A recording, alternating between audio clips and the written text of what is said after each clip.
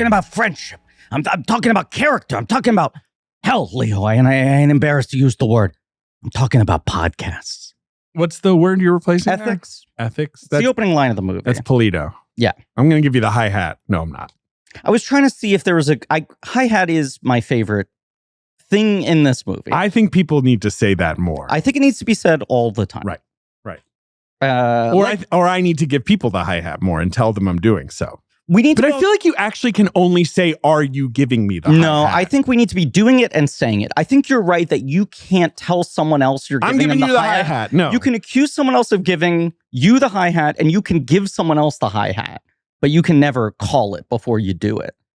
Lex G always talks about getting the hi-hat, which is why he's one of our finest film critics. One of, not number one. I was trying to find a hi-hat quote. Yeah, sure. But it's mostly just him screaming, are you giving me the hi-hat? Or like, you're giving me the hi-hat. Yeah. Yeah. Jawing. Keep going. Last time we jawed. Calling women twists. Yes. That's something that they do in this movie. My stomach has seized. I like everything he says. I think he's a good man of good character. Right, yeah. He's kind of a nightmare. No. Oh, okay. No. Good man, good character. And he's letting you know from the beginning, it's about ethics. It's about ethics. It's about ethics and game journalism. That's what this movie's about, right? No. Miller's Crossing isn't about ethics and game journalism? I don't think so. I think it is. Do you think the Coens have played video games? And you can talk, guest. It's fine. You can weigh in on this. They do have kids. They have children. I'm mostly here to listen. I just want to. That's fine. It's time for you to take I think they have kids, so they probably played a video pants, game. all he is. Yeah. Have the Coens played a video game? You're doing that as a Google? Do you think you could do a Miller's Crossing video game? Pretty fun. Like that video game where you were the guy from Mad Men and you would guess if people are lying.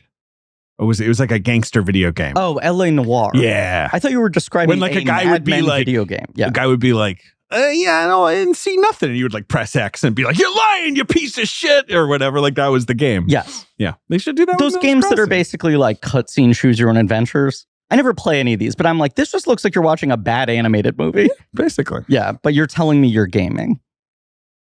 Are you giving me the hi-hat right now? Yeah, I'm giving you the hi-hat. Can you fucking introduce the podcast? Hey!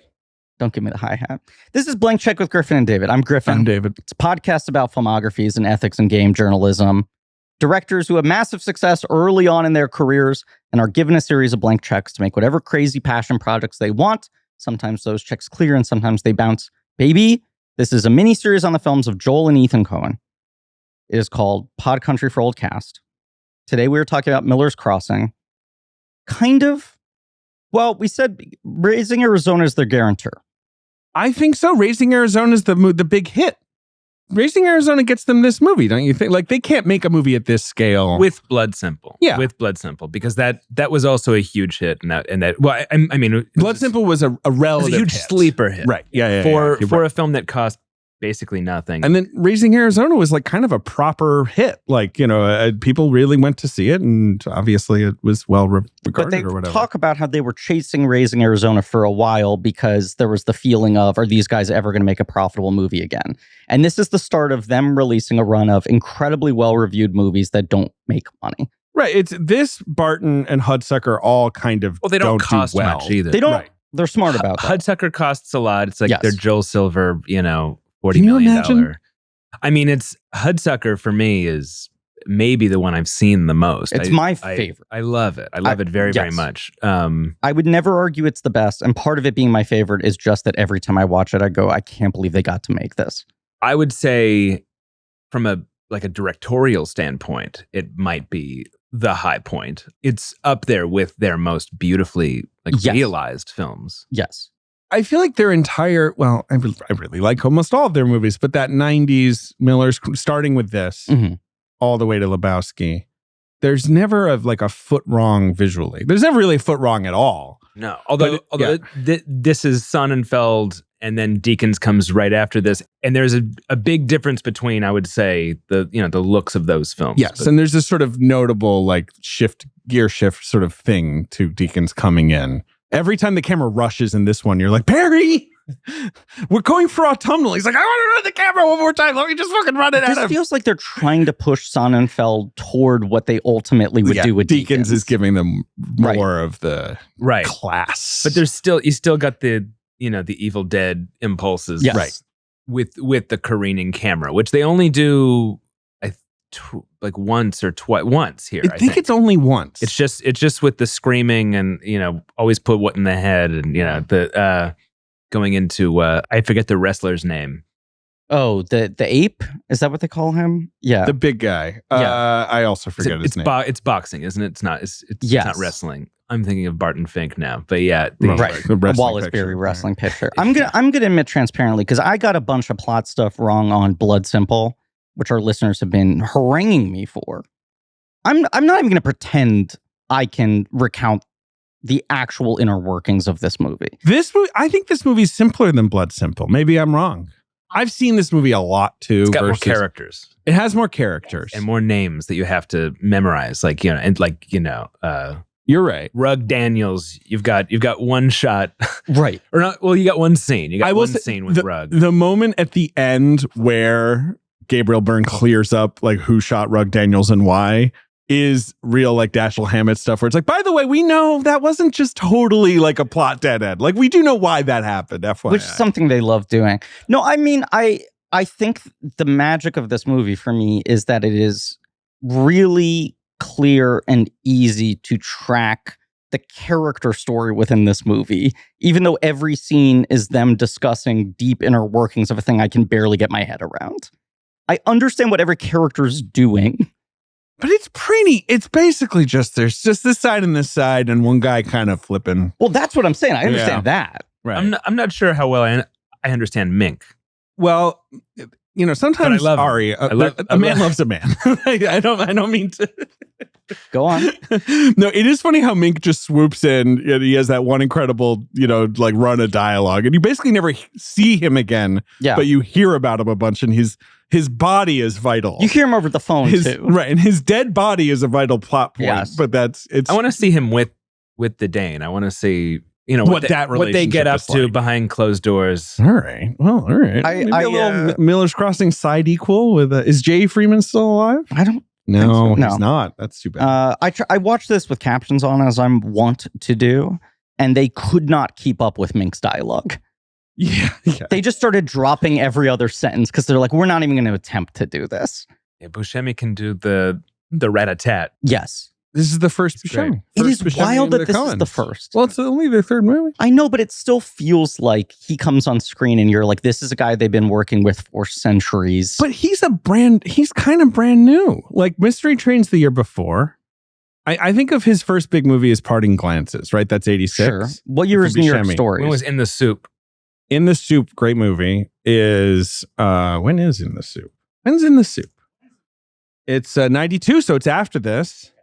New York Stories is 89, so the year before. Okay. The same year as Mystery Train, and yeah, those are the two big. I just feel like all of these, like Slaves of New York, the James Ivory movie, which I have never seen. The rare, like, James Ivory being like, "Can we do a contemporary movie in the '80s?" And no one watches, and he's like, "Fine, get the dresses out. We'll do another one of those." It just feels like this entire like spat of early Buscemi one scene performance movies. He just arrives, and everyone is like, "Oh, cool, I know what to do with this guy." Was just fully formed. It's like this guy has ultimate utility. Hit the ground running. Our guest today, talking about Miller's Crossing, is Ari Aster, director of Eddington in theaters now. Eddington in theaters now. Eddington in theaters, and that is the full title, right? Eddington in theaters now. Eddington in theaters now. Yeah. Hereditary, Midsommar, Bo's Afraid. I don't know. Ari Aster's here. Tina's Dick Fart. Oh yeah. Was that a short film? Yeah. Can you repeat the title? Tina's Dick Fart. That's a good title. I'm in it. You're in it. Were you the titular Dick Fart? No. But I it's a product and I use it. Okay. Got it. You're a customer. Yeah. But it's one of those I'm watching it. Just sorry to tell you, but it's one of the squeezy bulb things here that I use to suck snot out of my children's noses. Is a crucial part of the movie. Yeah, but you can also put it into your dick, and that's and that makes it fart. Anyway, No, that's a good credit. That's a very good credit. I don't actually want people looking for this. I don't know. A couple years ago, you've long been a white whale to get on the show. And there are episodes we had talked about in the past. And then a couple years ago, I don't know if you remember this, but Marie, a producer on the show, and I ran into you and we're talking to you. And you said, I'd only want to do a movie if it's a movie I have memorized. And I said, give me some examples of movies just in case we ever get to them. And I believe what you said was anything by Haneke, anything by the Coen Brothers. And I think the third was Scorsese. Does that sound right? You definitely love Marty Scorsese. I mean, who doesn't? Yeah, I'm not sure. I don't remember saying that, but all of those sound the picks make sense, more or less right to me. Yes. I love all those filmmakers. This is a movie that I have more or less memorized. Mm-hmm. I wasn't able to rewatch it last night, which I intended to do. So I just I'm a little rustier than I wish I was. I had no fear. You've memorized. You have in your head. Yeah. This one's important to me. But those guys make sense to me too, as people that you could talk me into doing this for, especially while I'm like in press mode, which is not a mode that I tend to before you go back into hibernation, press hibernation. Yeah. I mean, I fucking hate it, but sucks. But I'm, I was going to say I'm happy to be here. I don't that also strikes me as not quite sincere, but I well, it could be worse, I guess. I feel like that's how you feel being here. You're like, yeah, it could be. There's worse places I could be, at least in press mode. It could be worse, and right. And I'm happy to just to have the opportunity to say publicly that I love Miller's Crossing. I mean, it's an important stance to take in this day and age. It would be really now I've funny said it. if you came on and you were like, Miller's it's kind of a mid C-. Yeah, like not my fave Coens. What's your history with them? Do you remember what the first movie of theirs you would have seen would be? Yeah, what's your Coens sort of right? Yeah, like what would have been the first theater Coens? I don't know. I think the first one I saw was, I think it was actually just on television. I think I saw it pretty young. I think I was like 10, and I saw Raising Arizona, and that for me was like, whoa, what the hell is this? Immediately locked down. Just like, this is a language that, like I haven't heard before, but like I speaking to me. And I kind of watched them all from there. I mean, you're my age. Like, I feel like we were both too young to have seen Fargo in theaters, probably. Sort of yeah, but I was aware of it because I loved the poster. Yes. I loved that like embroidered the homespun mystery poster. And also that was a movie that was at the Oscars and Francis won. And I remember me being like, what's that? And my mom being like, it's hard to explain Fargo. But like, almost every episode talking about Billy Crystal cut into Fargo. Oh, sure. As a child being like, what is this movie? But I don't think I saw Coens in theater until Oh Brother. This is a point I've made. Same for me. Big Lebowski was rated 18 in the UK. He grew up in England. I did see. I think the first one in theaters was Lebowski for me. And I think it was because my dad thought it was so funny, and then my mom, and so he recommended it to my mom, and then she took me. Was that 98? So I guess I would have been 12. Yeah. So Fargo did come out when I was 10, which is, I think, around the time I saw Raising Arizona, which makes sense that I would have kind of like. And is this general early for you? Kind of like, I'm starting to understand what the director does. I want to like watch a movie and then see more by X person versus just watch movies. I can't trace exactly when those things were. I do remember, I would say the first time I like really became hyper aware of the director was when I watched Goodfellas when I was really young as well. And I remember just thinking like, what makes this feel different than other movies? Like, what's he doing that's different? Because this feels, I obviously didn't have like, I didn't have the language for it or but I just could see that somebody was doing something behind the scenes that was making this different. Raising Arizona, as you said, is the same, and you locked in on that. Same thing. And at that point, I would have been still addicted to cartoons, and it's like, whoa, this is it's a straight line. They're creating an on-ramp for you to totally just making these cartoon like miniature worlds. Wait, who's your cartoon guy? Yeah, let's get into this. This is important. Who's my like, cartoon guy? who are your tunes? You know, it's like Your favorite tunes. someone points a gun at you and it's like, you have to make a feature adaptation of a cartoon character. And let's be clear, the gun they're pointing at you is a big cartoon gun. Right. It's got a That's big gonna cork shoot a in it. flag, If they yeah. shoot it, a flag will Right. come out that says It's like a bang. giant You know, it's cannon. like Daffy Duck, Woody Woodpecker. I don't know. Like, Yeah, who are your guys? like fucking Wile E. Coyote, whatever.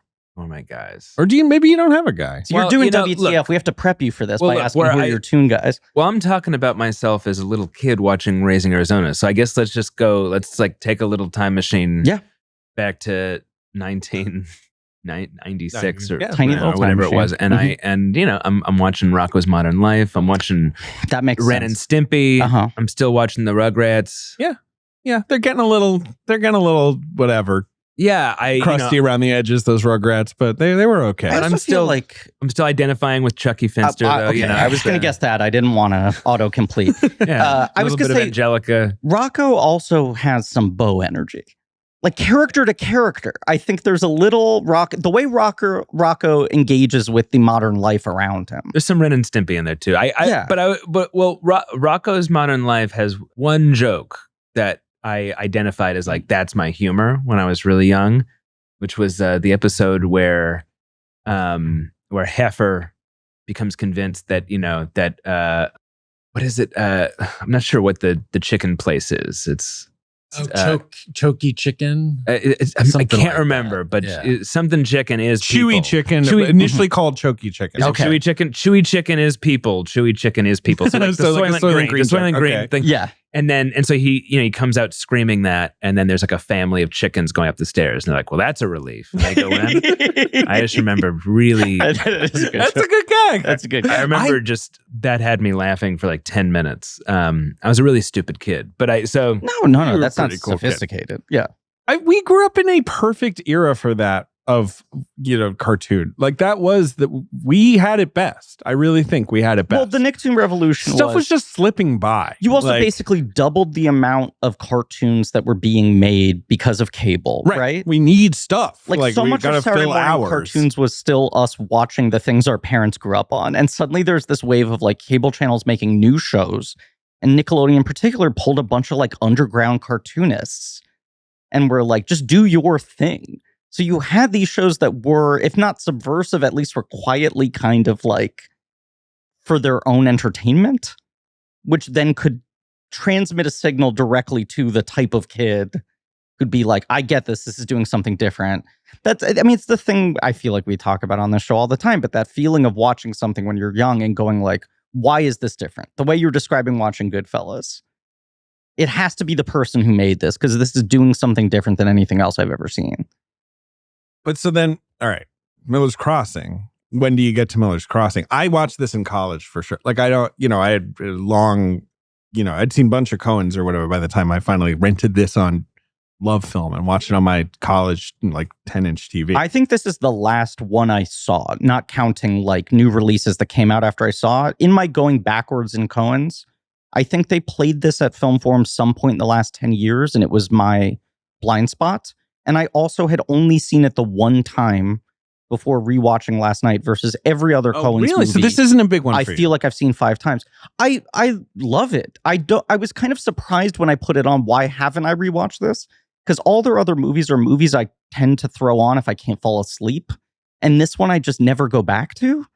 Well, this was an early one for me. This was really early. Like as I was first digging in, this was one of the first movies that I rented of theirs. And I remember this is around the time that I also was obsessed with Goodfellas, and this came out the same year. This is the year the And this big was- 3 gangster movies. This is overshadowed by that. Although, It's- but it makes sense because Goodfellas is the best movie ever made. But I agree. But Right. then I agree. But this is one of the best movies ever Yeah. made. I was completely blown away, and this is a film I just kept rewatching, and I was a kid who, I was a fat kid with like a debilitating stutter.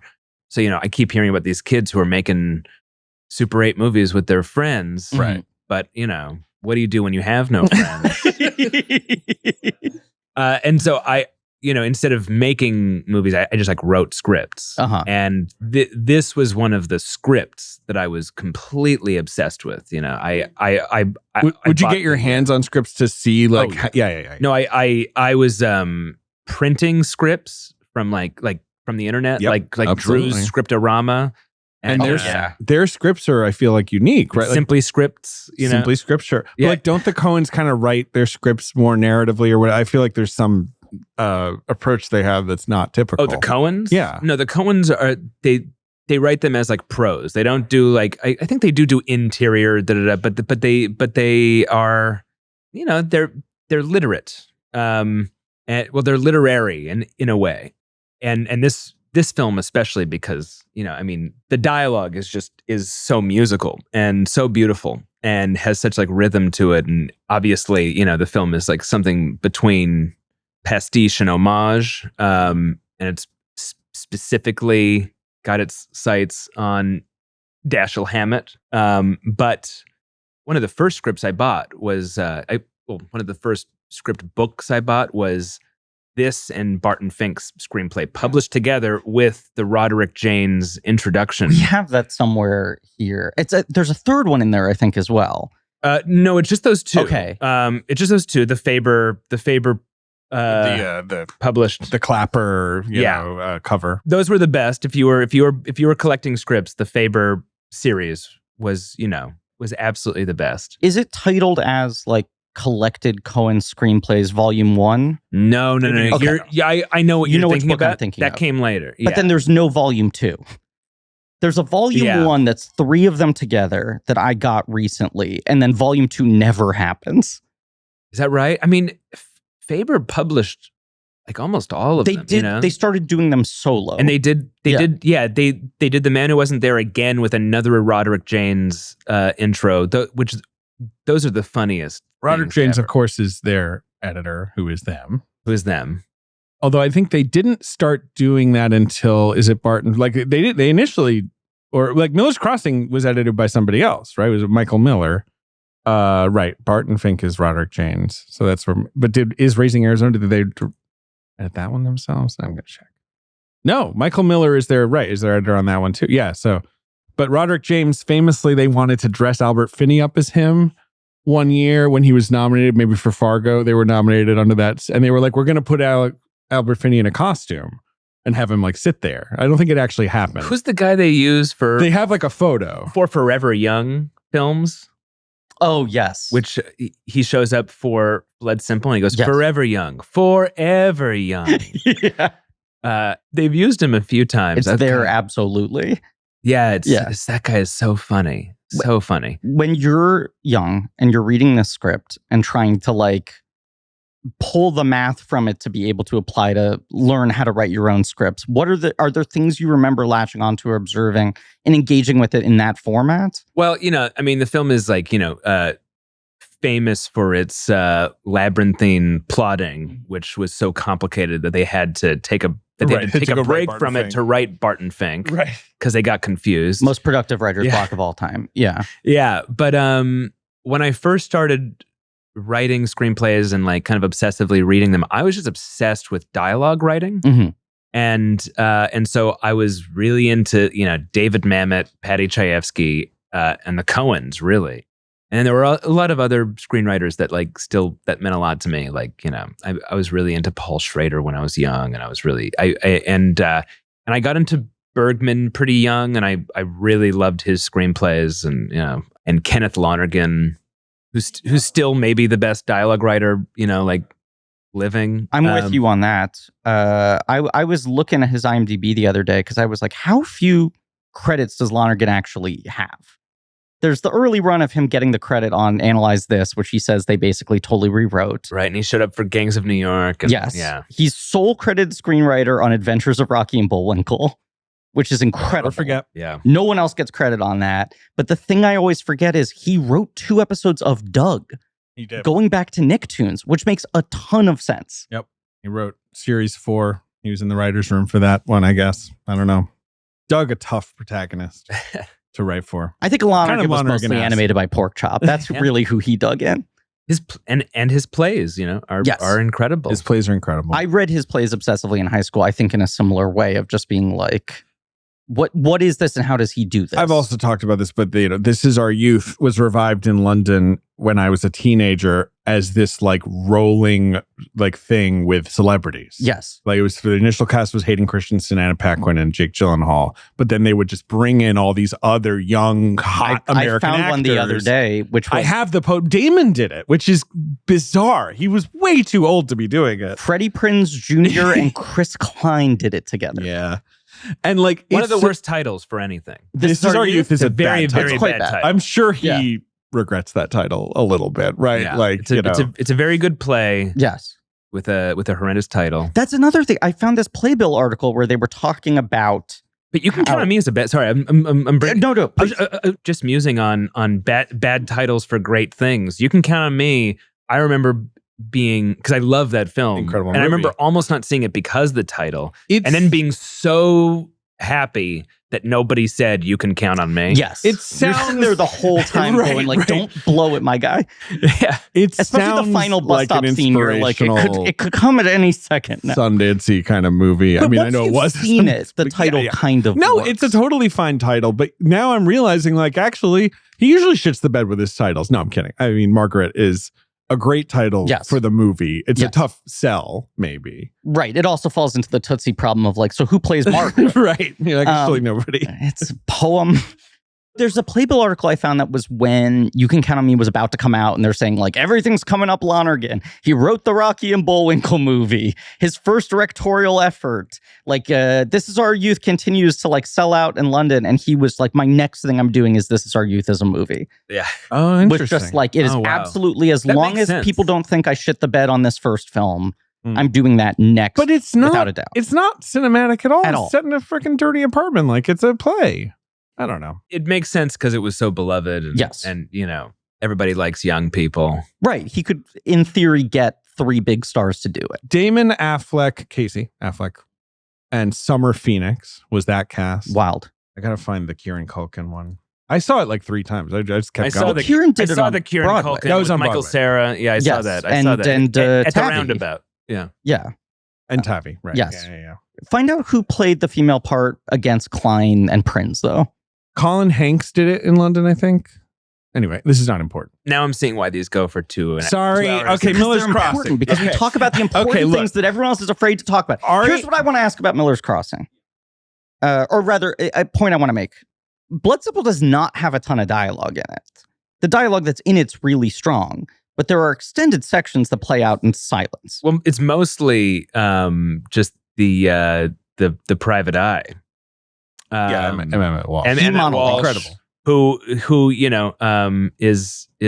was a real get for them in their first film.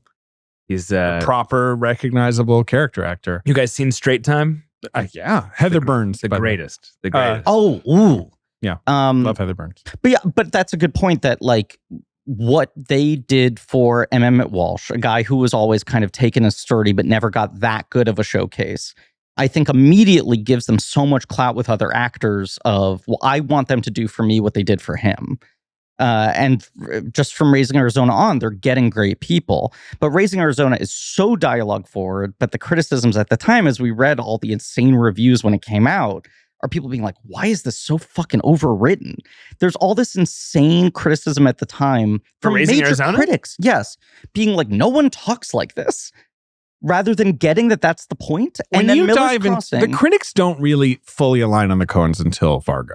Like, I mean, obviously they were critically beloved in their way, but like every movie, there would be a huge swath of usually older critics being like, this is all sizzle. Like, this is pastiche, like you say, like this is not. Well, and there's that like, I'm always mystified by this one, but they judge their characters. They don't like their characters. Right. They're patronizing. Like, they love their characters. I've never understood. I've just never understood that as even a criticism. It's like, especially when you're making a genre film, it's like, I want you to destroy everybody you create. Like that's like, I've paid for this movie. Also, their movies are about cruel and indifferent universes. Yeah, and they've always been world builders, and they're people who are very conscious of kind of all the traditions that precede them. And what kind of distinguishes them is that they're both like a reverential thing going on where they absolutely like, love these traditions. And then they're also totally irreverent where they're, kind of blowing them up. And so you do have something like with Raising Arizona, you've got like a lot of like Tex Avery and all the, Yes. but then, with Miller's Crossing, you have specifically Dashiell Hammett.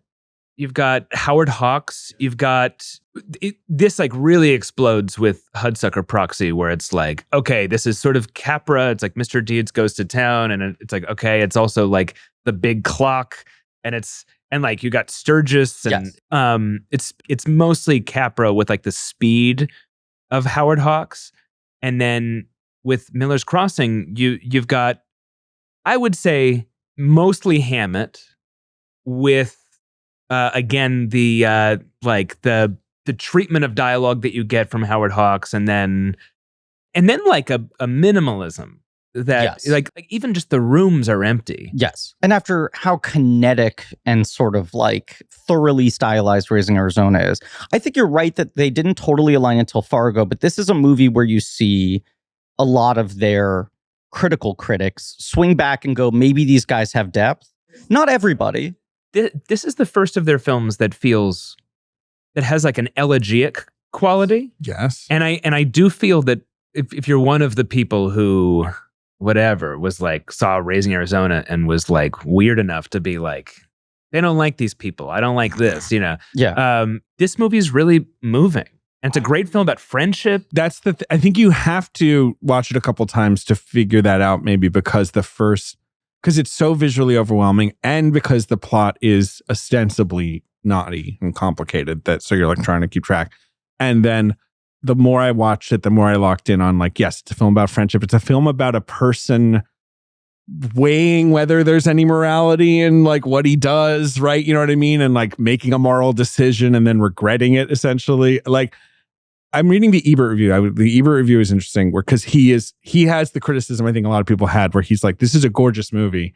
I don't believe that anyone would live in these rooms. Like, these rooms are too beautiful. It's not a gangster movie. Like, and can be in the times, who I think of as like one of the kings of the old guard back then, like futzy kind of a whatever, bad critic. Sorry, Vincent. Was a big hater who was like, this is like fucking Dick Tracy, the Warren Beatty movie. He's just like, precious, it's just toy train pastiche. Yeah, this is just these kids playing with gangster action figures. And you're just like, I'm just saying, not to diss my own community, but I think this movie is, even on a surface level, more sincere and less ironic. Right? Which broke down some of their detractors who get fully won over by Fargo. And I think part of it is, to your point, when you're talking about all the different elements they're synthesizing in, like, Hudsucker's after this, but in Blood Simple and in Raising Arizona, they're getting the charge from putting disparate things together, right? What if you combined Mad Max with Flannery O'Connor with Wile E. Coyote? And to some people, they just short circuit and go, you can't put those things together. The things that Miller's Crossing is synthesizing are all starting at a closer place to each other. So I think people were just like, okay, this is a less manic thing. A thing that I find funny, because I was trying to remember why I saw not Miller's Crossing, Raising Arizona at a young age. And it was that I was obsessed with the AFI did their 100 Years, 100 Laughs list. After their first 100 Years of Movies list, they tried to do every year a new one as a TV special that I was obsessed with. And then Blockbuster had a little pamphlet where you could check on which ones you had watched as a comedy-obsessed kid. And in 1998, Raising Arizona was 30 on 31. Their list. 31. But like barely 10 years later, it had gone from like, what is this overwritten stuff to, we all agree this is one of the 50 best American comedies ever made. Yep. Fargo's also on that list. Where was Fargo? 93. And I'm sure Big Lebowski's on there now. And now would be, yeah. Yeah. Right. Now, I wonder if Raising Arizona, no, well, who knows? Just because Big Lebowski sort of became their most famous out-and-out comedy in a way. But I'm opening the dossier. We have research. All right. We don't just make stuff up. Okay. So obviously, right, they're pivoting out of Raising Arizona. Joel says, we don't want to do another out and out comedy. We wanted to do something that was a little bit morbid. We've always liked gangsters. And they talk about the visual. The starting point is the visual, is the hats, the long coats, the hat blowing onto the ground. Tommy guns, dirty town gangster stories is how Joel Coen puts it. More pulp lit than movies per se, right? Yeah. Like they're starting more the with sound books. of the cork being pulled out of Skip a Lee whiskey say bottle. once again the GOAT.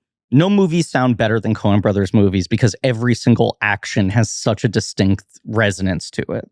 Any like shifting of weight in a chair suddenly is the most visceral thing you have ever experienced. I'll just say, since I'm only able to talk on the Miller's Crossing podcast, but I've got a lot to say about all their films. I will say for sound design, the road trip sequence in Inside Llewyn Davis is so mesmerizing. The John Goodman, Garrett Chunk, Hedlund. yeah. Everything about it, it's so it is such a hypnotic, like 25 minutes. It might be their best filmmaking, but also but just the sound design. It's like the whole thing is like almost underwater. Yeah. And it's really eerie and also just their like metronomic sense of like pacing like reaches like a sort of apex. They have a lot of the rhythmic, they have a lot of like ambient apogees, noise. like, you know. They do. They have multiples. I can't talk on Hudsucker Proxy or Serious Man podcast, but I will go say ahead. You can share like your thoughts them. here. This Well, is your space. Yeah. I will say Serious Man, the Goy's Teeth, and then Hudsucker Proxy, the hula hoop, which I know Sam Raimi was involved in helping to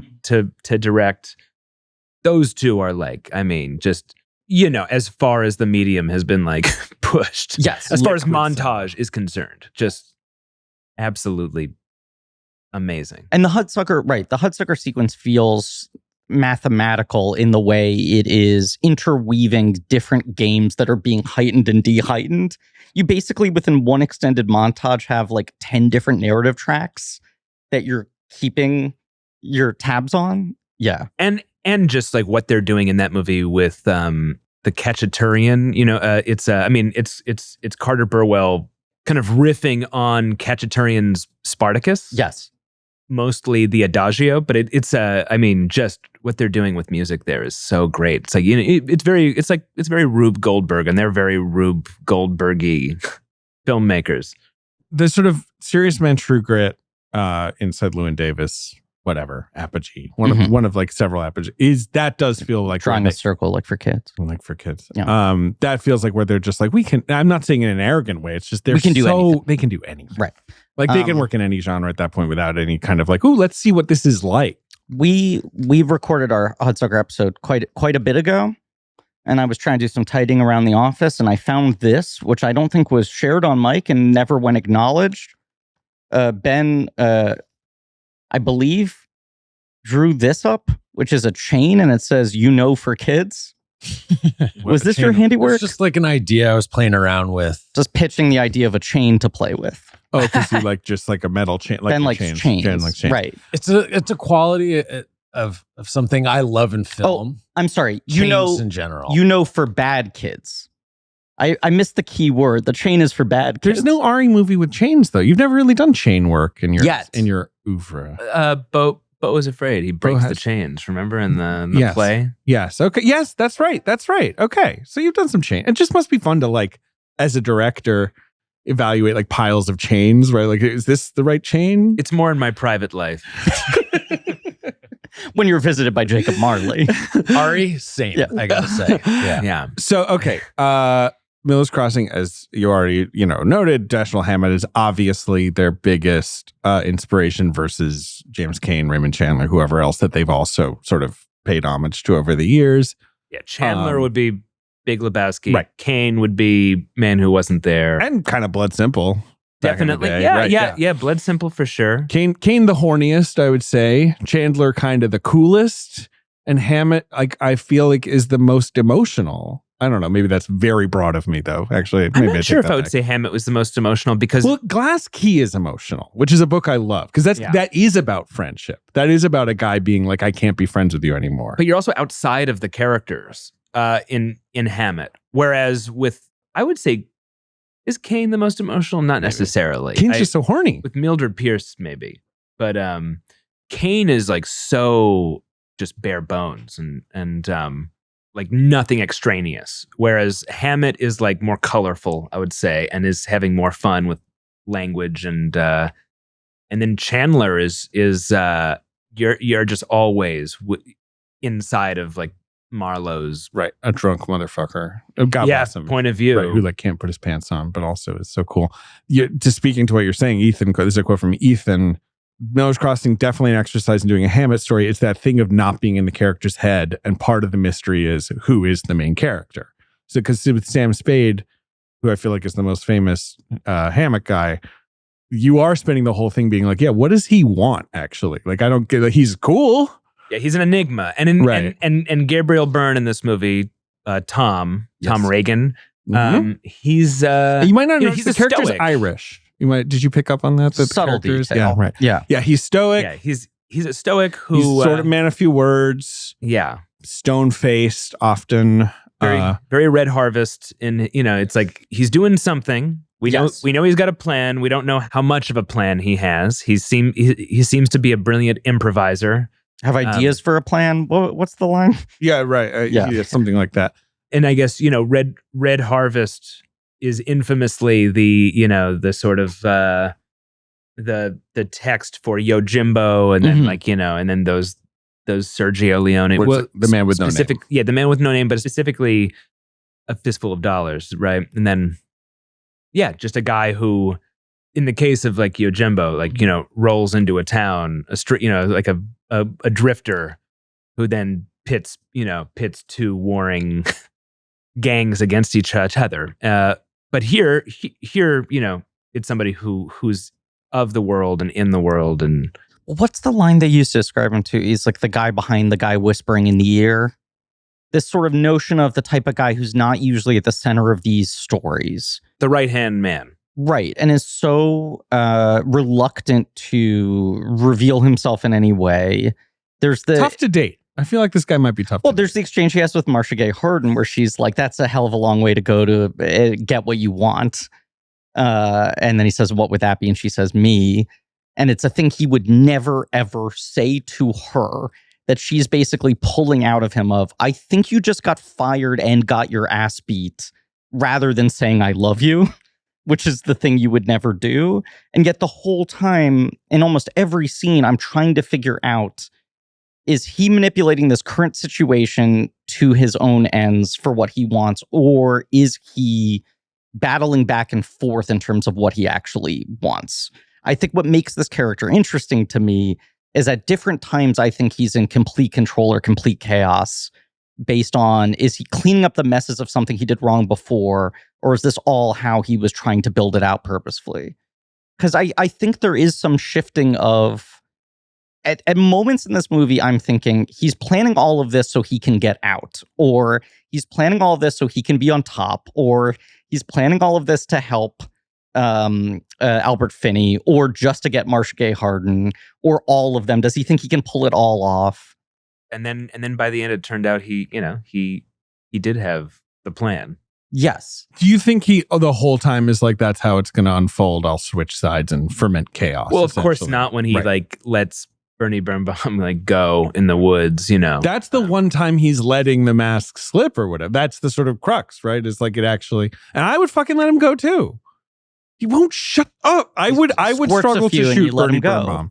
And then it's so great when he shoots him. Yes. It's one of the most satisfying murders of a person ever in a movie. But what heart is Bernie. A great line. Yes, what heart. Having only seen this movie twice, admittedly. Okay. I did, in this watch, feel like there is a midsection where his priority becomes Marcia Gay Harden. I mean, and then he's sort of trying to untangle the damage he causes by letting his emotions override that much. I think there's a window where that becomes the dominant driving force for him, and then he starts to close up again he's definitely, look, he's a compulsive gambler and he likes a drink or two. It's He likes not, to pull the cork. yeah, it's not like Tom is a completely straightforward person. There's obviously a lot raging inside of him that is, that he deals with in traditional 1920s gangster ways. It'd be funny if he went off and like did art or something, but He's actually a really good painter. right. Yeah. But yeah, he's not sentimental, I guess. And Albert Finney, Leo, right? Is such a sweetheart in this movie, which is he never stops being a sweetheart. Like, he's really not a cold-blooded, he's a very warm-blooded guy, right? Like, and I feel like Tom is like, I don't know how to be like that, or I don't understand like how to sort of handle this, like, this emotional person, right? I don't know. Yeah, Albert Finney at the end of his career was in those last 15 years was playing a lot of warm guys. He's and Aaron Brockovich and all this, but my favorite actor, basically. I mean, Saturday Night and Sunday Morning is one of my favorite performances. That is basically one of my that's where he plays core movies. That's where he plays like a brute. He, as I've said on this podcast, that's like my dad was always just like, that was me. You were raised on that movie. Yeah. Yeah, it was a working class British guy, like in that era. Drinking all the time. But he just always, where it's just like, we just got food back, like proper, like, and I don't mean even good food, but Britain in like the late 50s is basically like, we're now allowed to eat regular amounts of food again. We've basically just been drinking our brains out. If a character was just beer, it would be Albert Finney. He's a human pint. And like, what I love about that is that's 1963. The next movie he makes is Tom Jones in 1963, which is basically like, what if a guy fucked his way through like England in like, whatever era. But the commonality is the Oscars were like best picture, I think. Like, this is the best picture of the year. He always had that, like, not to be corny, but the twinkle in his eye.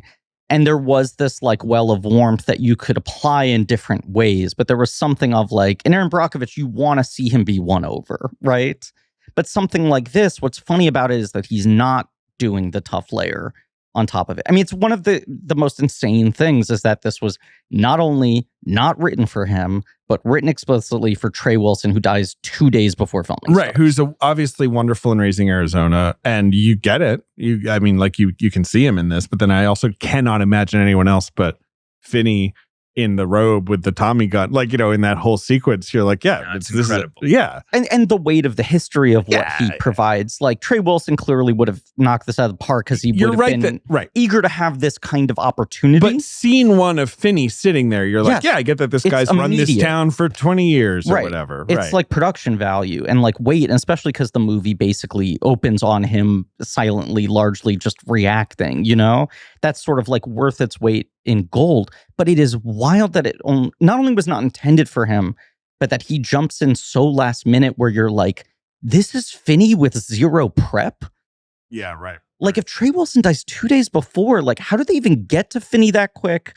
Get an agreement out of him, get him on set within a week? Yeah, it's a really soulful performance. But also, he's so clearly tapped into whatever they're doing, I mean, like, there's the gag where Gabriel Byrne breaks into the ladies' room and he's dressed in drag as like one of the attendants. It's like, which he asked to do. It's just like clear that he has the same sense of humor as the it was into the idea of being Roderick Jaynes at the Oscar. Like, I'm just like, it's so great, funny, but also beautiful freak feels like a movie, especially at this point in their career, that you imagine only gets greenlit if they have someone like Finney in the supporting role. Well, this feels like a classic, like... Let me get back to the research then, because, so famously, yes, usually they say they write very fast. Like, that's, I feel like, their typical explanation on screenplay writing. But as we said, the plot slows them down. It takes them, they say, about 8 months because they stop in the middle to write about Barton Fink.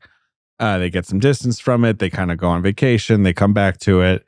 They figure out the plot, and they also say they don't change the dialogue, but they rewrote part of the script during filming, which I don't really understand, but maybe they just kind of restructured the plotting in some way. They obviously are not very into symbolism, explaining symbolism. Barry Sonnenfeld says, like, they won't say, like, the hat represents this. We're going to talk about the hat. But they will say, we wanted to make a movie with hats, You know what I mean? Like, that's the thing with the Coens. They're like hats. Like, we started with hats. What do the hats mean? And they're like, oh, I don't know. We just like hats. Right before we recorded, we were talking about how you were worried going into this series of like, isn't it going to be tough because they famously don't want to talk in interviews and we're not going to get the context that JJ's usually good at digging up when he's not busy being fired. And that you've been surprised that there is a lot of stuff they say, despite the reputation, you can pin all of this together. But I feel like so much of that reputation comes from the hat, where this movie comes out and everyone was like, what does the hat mean? And they kept on being like, we just thought it was kind of an interesting image.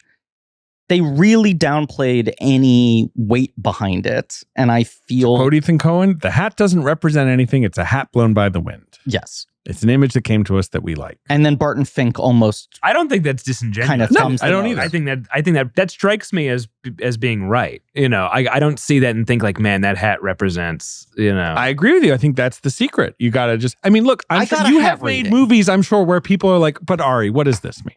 Like, that scene, come on now. Explain it to me now, Ari. You know, I'm like, I'm sure you get this all the time. Totally. And that's really fun, and you love those questions, and you love to answer them. Yeah. Right? And sometimes you dangle stuff knowing that it's gonna, you know, right. You're not... It's gonna waste people's time. You're not a babe in the woods being like, la, la, you know that, sure, like, okay, this will sometimes be something. that's the joke. The From joke, this point the joke on, is like, you're gonna think this means something. Because well, that's why the dick in the attic and Beau is Afraid makes my favorite thing. Well, that's the whole point. The whole point is like, the whole what point could is be up there? Is the whole movie. You're like, you know, you build the intrigue and you make it like an object of suspense, and then you reveal like you've just wasted your time and your thought and your energy on this, and it's the stupidest possible thing that could mean nothing. But also, it's it kind of means like everything. It's like, isn't everyone's father kind of a penis? That's the trap, you know. It's like, even, I mean, it's almost like the one thing I regret, where it's just like I. Are you having too much fun? It's it's just such a fuck you. And that was sort of the point, was, you know, I guess to quote Susan Sontag, please. It's a gesture that's against the very idea of interpretation, right? Like, just like try to interpret this. I just gave Ari the finger. Yeah, exactly. Well, that's exactly right. It is a middle finger to anybody, you know, investing anything. Like, sort of doing semiotics. I mean, against everything we've just said, can I give my hat read? Because something kind of clicked for me watching it this time. Yeah, the hat is a penis. The hat is a penis. It's Beau's dad. What's up? The hat is Beau's dad. It's a call forward. Right. What's the hat? No, I think it is literally just a hat, right? But I think the reason, not just the imagery, right? But then also the hi-hat being thrown out as the term all the time. Give me the hi-hat, sure. Refers to symbols, but yes. Yes. And the first scene after the opening credits and the hat imagery is them calling out that Gabriel Byrne lost his hat. Yes. And it goes back to the Leo They thing. are very into knocking his hat off his head. Absolutely. A lot. And there's a lot in this movie of when people are wearing a hat, when they're not, when they take it off, right? Which I think is just literally what it is. And down to Polito talking about like ethics, right? That this is a movie to me in many ways that is about this kind of like early 1900s, all the immigration happening, these different cliques from different countries coming to the major cities and trying to establish a social hierarchy.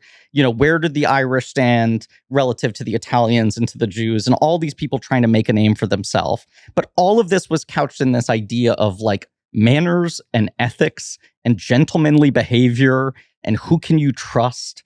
You know, the Sopranos thing of like, do you feel like we got in after all the good stuff had happened, right? That era of like mobsterism, and even what Goodfellas is kind of addressing is like, this is starting to get tacky. And the shit that they talk about being so animating to them is like these movies that have this kind of dialogue and the hats and the long coats. And like they're fetishists. These guys used to talk well and dress well, right? That's absolutely right. And the idea of what you did with your hat was shown, could be an ultimate sign of respect or disrespect to someone else. That the major thing in play here, in many ways, the central tension of this movie is, can you do something that breaks the gentlemanly nature of crime? Sure. And if you do that, is this irrevocable? Polito's hatred of the double cross. We're all pretending to be gentlemen. Exactly. Right. To what extent are we really? Yeah, no. The hat is a meaningless thing that all this weight is put on. Of it could be the ultimate affront if you do the wrong thing with your hat, or if you lose it, do you feel like you're no longer a man? But it is just literally a hat. It's nothing. It's just a piece of poetry. Yeah. I gotta say about tailors and haberdashers, during this era, they were fucking cleaning up. Okay, go off. They were making so much money because you got to think like these knuckleheads show up, they get a full wardrobe, Right. then they get shot by a Tommy gun minutes later. Good call. They just then turn out another henchman. They're not just going to patch a hole. They're going to give you a new hat from scratch. Yeah. Well, if you go to the Shenandoah Club, you know, there's a lot of henchmen up on that upper floor in that hallway. They were working in quantity. For sure. Yeah. It was a good time. Do you know also, Ben, do you know that the reason the Mad Hatter exists as a character is because hat glue used to make people literally fucking insane? Yeah, they would use mercury. Right. Yes. So they were cleaning up, but then they were also probably like hitting themselves in the head with a mallet. Everyone was crazy back then. You Yeah. know what I mean? As Ari alluded to, you got 3 big gangster movies this year. You have Miller's Crossing, which is this sort of stately, almost to a point film, right? Like where it's so painterly and beautiful. You got Goodfellas, which is like Scorsese poking the gangster movie in the eye, I feel like, right? Like he's like, this is not The Godfather. These people were not classy. They did not like all dress like beautifully and like have poetic conversations in dark rooms. They were like weird little psychos, as God bless them. And it's about how being a gangster is fun. It's super fun. And it's the movie and that then puts you in that someone might shoot you because you were annoying for 1 minute or said something. In The Godfather, it's like, may I have permission to shoot? Yes. Yeah. You know, I love The Godfather, to be clear, but I feel like Scorsese's like, come on, like let's. And then you have was Home Alone. No, you have The Godfather Part 3. I put Home Alone in there. I think Home Alone is kind of important in this. I don't know that the Wet Bandits were organized crime. I think they were kind of just a sort of a spec operation. That's the pointed satire of the film. They're disorganized crime. What were you going to say about The Godfather Part 3? Well, it's just obviously that's a flawed movie. I don't know if you agree. Maybe you think The Godfather Part 3 is perfect up and down, but I do think it's flawed. It's a movie where you feel like Coppola's maybe not, his heart isn't in all of it as much as the first ones. There's lots of interesting stuff, but it's got a bit of a relic-y, right? It's, you know, like, and it is also kind of about like the gangsters of old who are so, you know, finally appointed are getting a little garish. There's a lot of gross money, right? There's the whole thing with the Vatican, you know, whatever. It's just like tarnishing, you know, and the Miller's Crossing is more the sort of picture perfect, like Norman Rockwell gangsters. I don't know how to describe them. Which is what they're obsessed with preserving, this sense of like, this means something. And the whole Bushido, you know, of like, if Leo says so, then you got your marching orders. And like, that's what you do. Miller's Crossing is pastiche. And, and it's like, you know, like a tribute to a way of making movies and a style of filmmaking that, you know, that is very classic, but is dead. And so, you know, it's not a surprise that Miller's Crossing like wasn't a commercial hit. But now for me, I feel like it's such a successful tribute that like I put it with those movies. I put it with it fits into the with those gangster films of the yesteryear, right? Yeah, of like the 30s and 40s, and you know, films like God, I'm trying to think. Like I mean, Roaring 20s. It's a little. I mean, those Cagney movies are not quite this energy, I guess. Yeah, I'm trying to think. Like, what would I put this with? Because it is so Hammett that it makes me think of those books more than it makes me think of any film. Which is what they're saying. Like they are like, our big inspiration is more books versus us doing our version of The Big Sleeper. What, you know, like whatever, you know, Key Largo. I mean, I don't know, any gangster movie. There's so many gangster movies that you could think of. Well, and for how classical it is, I think it's hard to put it up against the films from the actual era, because what it has is the distance and the perspective to be mourning the loss of this. Yeah, I mean, it feels like a Michael Curtiz film or something. That's I mean, a good call. As far as how they shoot it, how, you know, the dialogue is more stylized than anything. Should I watch every Michael Curtiz movie? No, like 400. But there's so many of them. But there's so many great ones. I feel like I've seen so many great ones. The only gangster movies I've seen is Angels with Dirty Faces, which is very, very good. It's great. But I'm not actually that up on his like his vast amount of output. I've seen Casablanca, which I'm a fan of that one. Yeah, it's good. I actually think that movie's well I've seen like Captain Blood. I've seen, but I'm not a big Michael Yankee Doodle Curtiz Dandies. I have seen that many years ago. The Breaking Point. Don't think I've Seawolf. seen that. That sounds good. What's that? What's up with that? Is it a boat movie or a wolf movie? It's another boat movie. Okay. Michael Curtiz never made a talking wolf movie, did he? Like a talking animal picture? No, I don't think so. He was Hungarian, right? Yes. Anyway, okay. Miller's Crossing. This is their second Circle film, which Blood Simple also. Yeah, Circle just distributed. signs up and is like, we Right. get it. We're in the Coens business for the long term. It's 20th Century Fox who funds most of the movie, who had obviously done Raising Arizona. Ben Barenholtz is the guy they're working with. And basically, like, they had this arrangement early in their career where Circle Film was basically like, do what you want, we'll sell the movie. And, I mean, there's nothing like that arrangement now. Like, the way things worked back then does seem kind of unique. Or maybe the art film scene was a little... Well, you had home video and and that made everything less of a risk, like if it doesn't make its money in theaters, it's gonna make its money on video. This movie was seen as a flop, but it also cost less than $10 million. So yes, the budget's a little right. They're like between yes. foreign sales and TV and video. I'm not worried. I think No, their only meaningful flop was Hudsucker Yes. Proxy. Right. That's the only one that ever, probably like led to some serious discussions about like how do we play the next one. Yes, right. We actually need to be sort of thoughtful of our budget next time. Now, But this also feels like a movie that today, even if a studio were to say, sure, we'll make this, it would be green light contingent on you getting one of 10 actors. yeah, well, it's the fucking idea Gangster Squad. That they could get people to sign up. Right. That's contingent on you getting 5 of the right. biggest Get stars a bunch of big simultaneously. actors. The Like idea- Gabriel Byrne is not a star. Exactly. No, the idea I that was they about could to set speak this to up him. and be like, and by the way, this is our guy we're picking. And they're like the 5th lead from Excalibur. Right. A casting director turns them on to him. He'd done Excalibur and like The Keep and, Lionheart.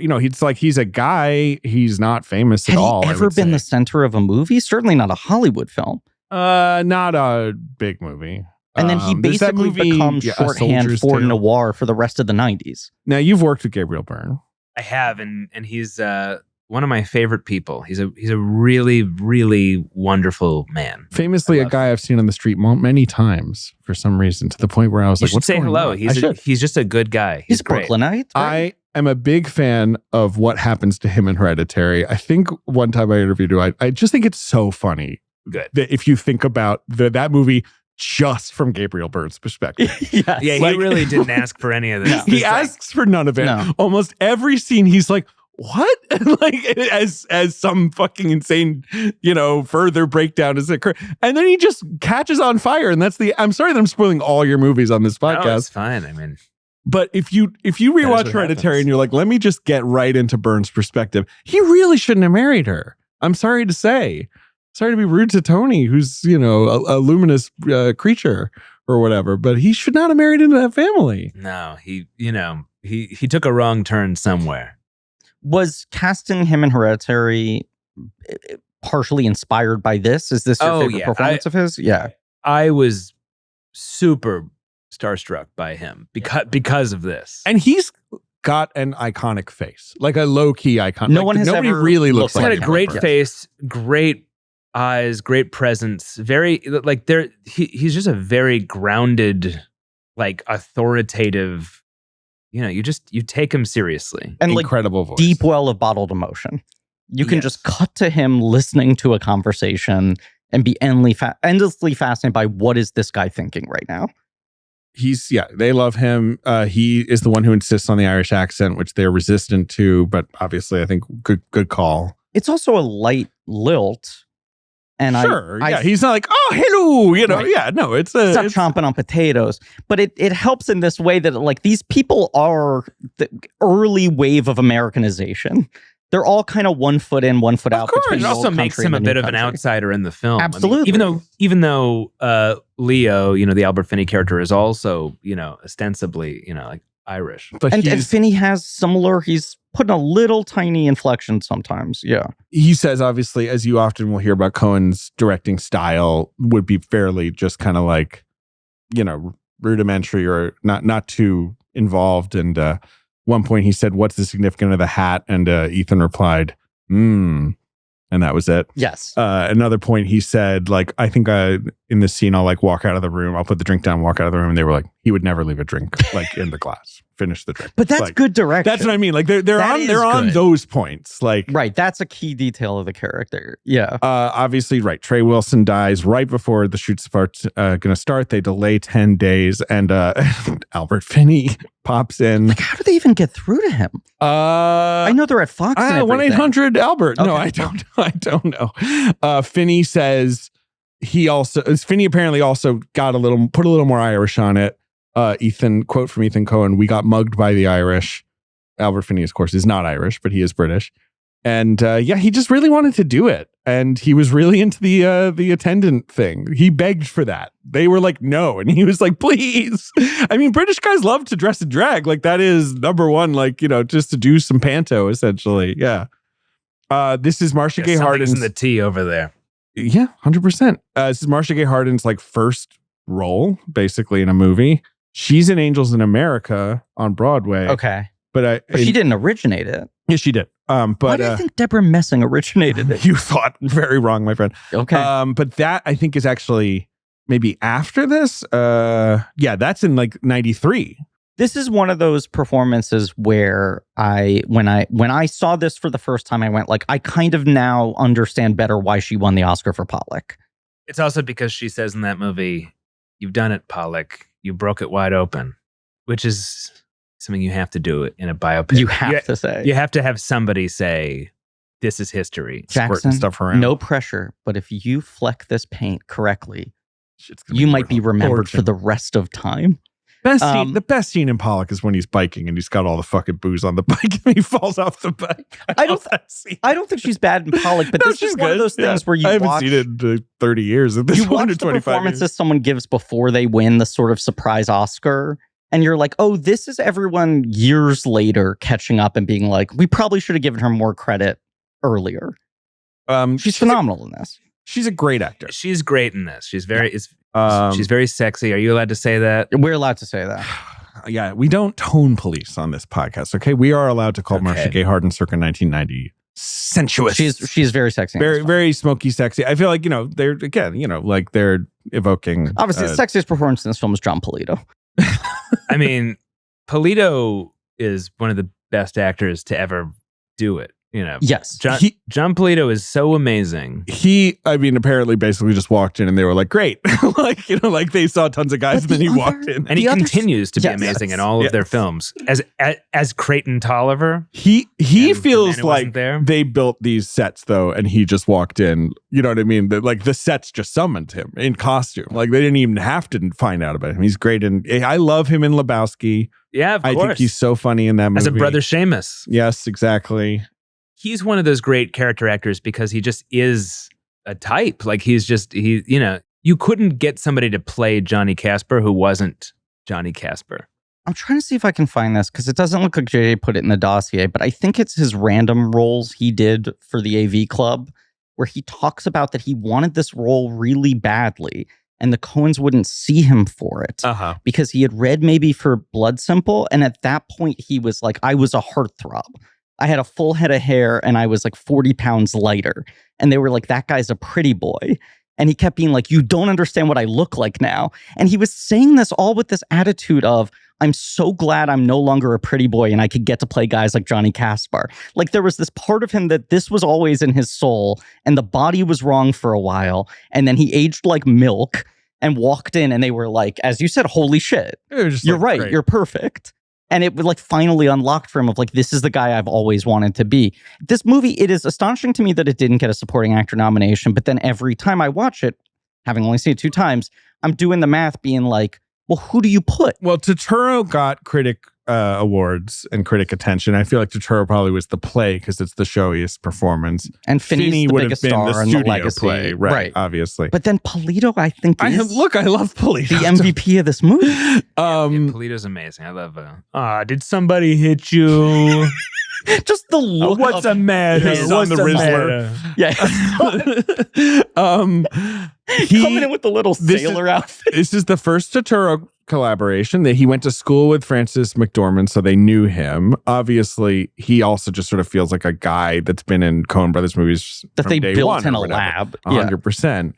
And I do think that he's amazing. Like, Yes. you just want to reach in the screen and punch him. Like, he's so awful and slimy and like so satisfied with himself. Yeah. He's so unafraid of being a little douchebag. The scene where he comes back. And like same in the Spike Lee movie, you know what I mean? Yeah, like I just feel like that was his, like he's like, yeah. Do the right thing. And Yeah. This is the year he's in after Jungle Fever. Jungle isn't he? Fever, he's Yeah. so nasty Yeah, in that that's right. one. Yes. But that the scene where he shows up and now is like really feeling himself. I actually hold all the cards, right? I'm going to tell you what's up, Tom. And then within that, he starts to break down about his vulnerability of the actual reason he has to put his thumb on Tom is because Tom saw him break and he doesn't want Tom breaking his tough guy image. And then he flips it back into, if you ever tried to shoot me again, I just scored a few tears. Like this flip of, I actually have the power because you know I'm not powerful. But also, if you ever try to get the power back on me, I'll pretend I'm pitiful again. When in reality, that wasn't a fucking move from him. No, he doesn't want to die. Yes. I mean, he's, I guess, the kind of guy that, like, if Tom has a gun pointed at him, he's probably just going to, like, stoically be like, all right. I mean, he's probably not going to drop to his knees and go, look into your heart, you know. I think he'd do it again. He starts... No, Bernie would do it. Bernie. I'm saying, Yes, like, yes. that's in Bernie's nature, probably. No, Tom would just, he'd take it. Yeah. Yeah. Steve Buscemi gets the part because he can say the lines, essentially. They were like, we need someone fast. Ethan calls it a lost art, like horseback riding, which I like. And of course, Sam Raimi's in this film. They're still very close with him.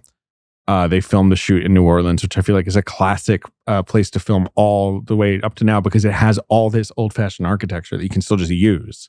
It's why Fincher uses it for Benjamin Button and all, right? You know, like you just like free production. you Very don't oaky. Yes. Right. That's Hammond, Louisiana is is Miller's Crossing, the trees and all that. But yeah, like right. The general look is brown. Where did you shoot Eddington? You shot Eddington in New Mexico and Arizona or like around there? I shot Eddington in New Mexico, primarily Truth or Consequences, but also a lot of stuff outside of Albuquerque and in Madrid. And I grew up in New Mexico. Right. This is my New Mexico movie. My cousin lives in Silver City, which I think of as like the sort of wrong side of New Mexico. Not in a bad way, but like not near all the sort of New Mexico stuff. Yeah. Like you're not going to go get, ceramics or see opera or like No, there's visit the George O'Keeffe house or whatever. It's all the way on the other side, but it is very, very, very cool over there. Yeah, it's a very specific place. It's a weird place. It's a weird place. I found the Polito interview. He had done Death of a Salesman, and they had seen him in that, and he was 35, 150 pounds lighter, full head of hair. And they called him in and wanted him to read for the Dane because they were like, that's his physical type. And he was like, between 35 and 39, I aged like 30 years, doubled my weight, lost my hair, and had to beg them to let him read for Casper. And then when he walked in the room, they were like, oh, you didn't tell us you look like this now. Barry Sonnenfeld, this is the last time he works with them. They wanted him, they just kept saying handsome, and he didn't like that word. And they went back and forth. And finally, Sonnenfeld said, quote, what if we just make it look nice? And they were like, yeah, that'd be great. So they agreed on nice versus handsome. But I feel like they want to be more conventional, less flashy, right? Like not as... It's a deeply brown film. Yeah, and the camera needs to be more stationary, and it's a lot of conversation. So we're going to be, being conventional. Their films with Sonnenfeld are, the lighting is a lot more flat than what Deakins brings. He brings them like a lot more mood and a lot more texture and depth. Yeah. Yeah. Sonnenfeld never shoots another movie again, right? Like this is it. Like Addams Family is what, 91 or 92? And Sonnenfeld's films, once he starts directing, look like these films. Yes. Like Get Shorty, kind of looks like a contemporary Miller's Crossing. Yeah, no, absolutely. Right. He shot Misery the same year. He shoots Misery for That's right, Rob Reiner, for Rob which is Reiner. a great looking And When movie. Harry Met Sally is the year before this? Yes. And then that's it. And Addams Family is 91. So it's like really much, and like, look, those early Sonnenfeld movies are so good looking. Like, I love those 90s Sonnenfeld movies. Like, they look fabulous. Like, Addams Family Values. Addams Family is a masterpiece. Men in Black is wonderful. And then, Wild Wild West still looks good. sure. I'd argue everything from the 2000s on stops looking good. It's weird that they stopped looking good. That's what I was trying to describe him. And it's not like I hate Barry Sonnenfeld, and I know you worked with Barry Sonnenfeld, but like I never. I guess you never worked directly with him. He right? had a contractual position. I want to make clear with no disrespect. No, I never met the man. But it is odd that he went away from the really ornate stuff, like, and started doing more conventional kind of comedies and stuff. RV looks insane. Okay, he's doing a thing in that, or whoever his DP is. But it's I would say not successful. And then you seen RV? Yeah, Runaway Vacation. I have. Yeah. Yes, I've seen it. It's, I saw it in theaters, and it didn't make the biggest impression on me. Fair enough. It didn't make your Sight and Sound top 10, right? No, I'm trying to remember. It was 11 on the list. It was edged out. Yeah. That has like the widest angle lenses in the world and has the color palette of like a fucking bag of Skittles. But then, like, 9 Lives looks terrible. Sure. Well, there were some challenges with that one, probably. Carter Burwell's score, you could say this about half a dozen Carter Burwell scores for the Coens, but it might be the best score he ever gave him. Like, it's great. He's got so many great scores, but it's very romantic. Right. Using these Irish melodies and like all that stuff. He can identify how in the middle of a piece, he can just hit one note that suddenly fills the entire thing with dread and melancholy. They have Frank Patterson, the singer, like record a new version. Like, that's not a vintage Danny Boy. Like, that's an original Danny Boy. That's probably the best Miller's sequence Crossing. in the film. Yeah. It's pretty amazing. It's transcendent. What do you think of the guy shooting the Tommy gun in a circle like 5 times while he's dying? It's just the greatest. I agree. I mean, if you don't like that, then like you can just take your toys and go home. Different people. Like, yeah. Like, and one of my favorite traditions in just in movies is the gun that has like endless going. ammo. Yes, and right. And I feel like that's a gag that they kind of keep going back to, like when the bar is being shot up by all the cops, and there's it's just endless. Mm-hmm. What's fallen out of favor when characters are shot by a Tommy gun and they go like this? yes, like the And, real like, gyrating. Mhm. They still standing up straight, taking the bullet, bullet after bullet. It's That's the fun. RoboCop boardroom. Yeah. The guy who does not lose his ability to stay upright while being filled with like 800. Right. He gets right. Which also happens to Peter Weller. Yes. Yes, he when does. he's He gets being shot shot 1 up. gazillion times. But you don't fall over until the squibs stop. Was Eddington You your stay first? upright and take the Swiss cheese. Eddington's your first gun movie, right? Are there guns in Bo? There are like- guns in Bo, yeah. but like there's, Eddington is like action. Like, I feel like you'd never directed like gun action in that scale before. Bo has action scenes in it. They're just comic. Chasey and They're right, comic, yeah, but yeah. they're it's But they are it's actually amazing. the same. It's actually the same challenge, which is like, how do I sustain this action for as long as possible? And action is just cause and effect. Yes. But the Coens are masters of prolonging set pieces, which again is the Rube Goldberg thing, right? You kind of can't believe we're still going. Yes. But Eddington is the first time I've done like maybe what I guess you might call proper action, even though it's meant to be funny as well. But you have like all the Denis Menochet chase stuff in Bo. Well, exactly. Right, which feels a little Raising Arizona. Yeah. We've been saying this in other episodes that I'm sure will come out 15 years from now. But they are like, for not being thought of as action filmmakers at all, anytime they do an action sequence, you are reminded they are they're amongst the best on the planet. I mean, obviously, like they have as good a sense. No country. I mean, they're better at establishing spatial geography. Yeah. No, they're incredibly lucid. Everything they do is right. In some ways, they feel to me like the true successors to Hitchcock. I mean, they're the opposite in that in their method, where Hitchcock would do. I said Hitchcock. I actually meant Kubrick, but both actually. They So now that I'm scrambled and I You're said fine. Hitchcock, but I said Hitchcock for a reason, even though it was an accident. It was a positive Freudian slip. Which is, that their films are incredibly designed. And when I was saying Kubrick, and I was saying, opposite methods, which is, that he would do endless takes, and they tend to do very few takes. I find that their films are immaculately made. And then I think what really ties them to Kubrick is their sense of humor. Right. This particular kind of sense. Which is like something, it's something between, well, it's sort of misanthropic, but then at the same time, it's also, Heartfelt. they're just Jews. It's just very Jewish. It does So boil true. down to that. Whereas very often. Hitchcock is just British. Like, and they, like all of his weird shit, you're like, right, he's just a weird British guy.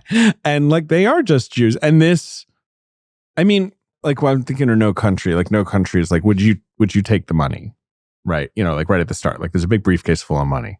And like the Jewish mother in me or the Jewish like part of me is like, no.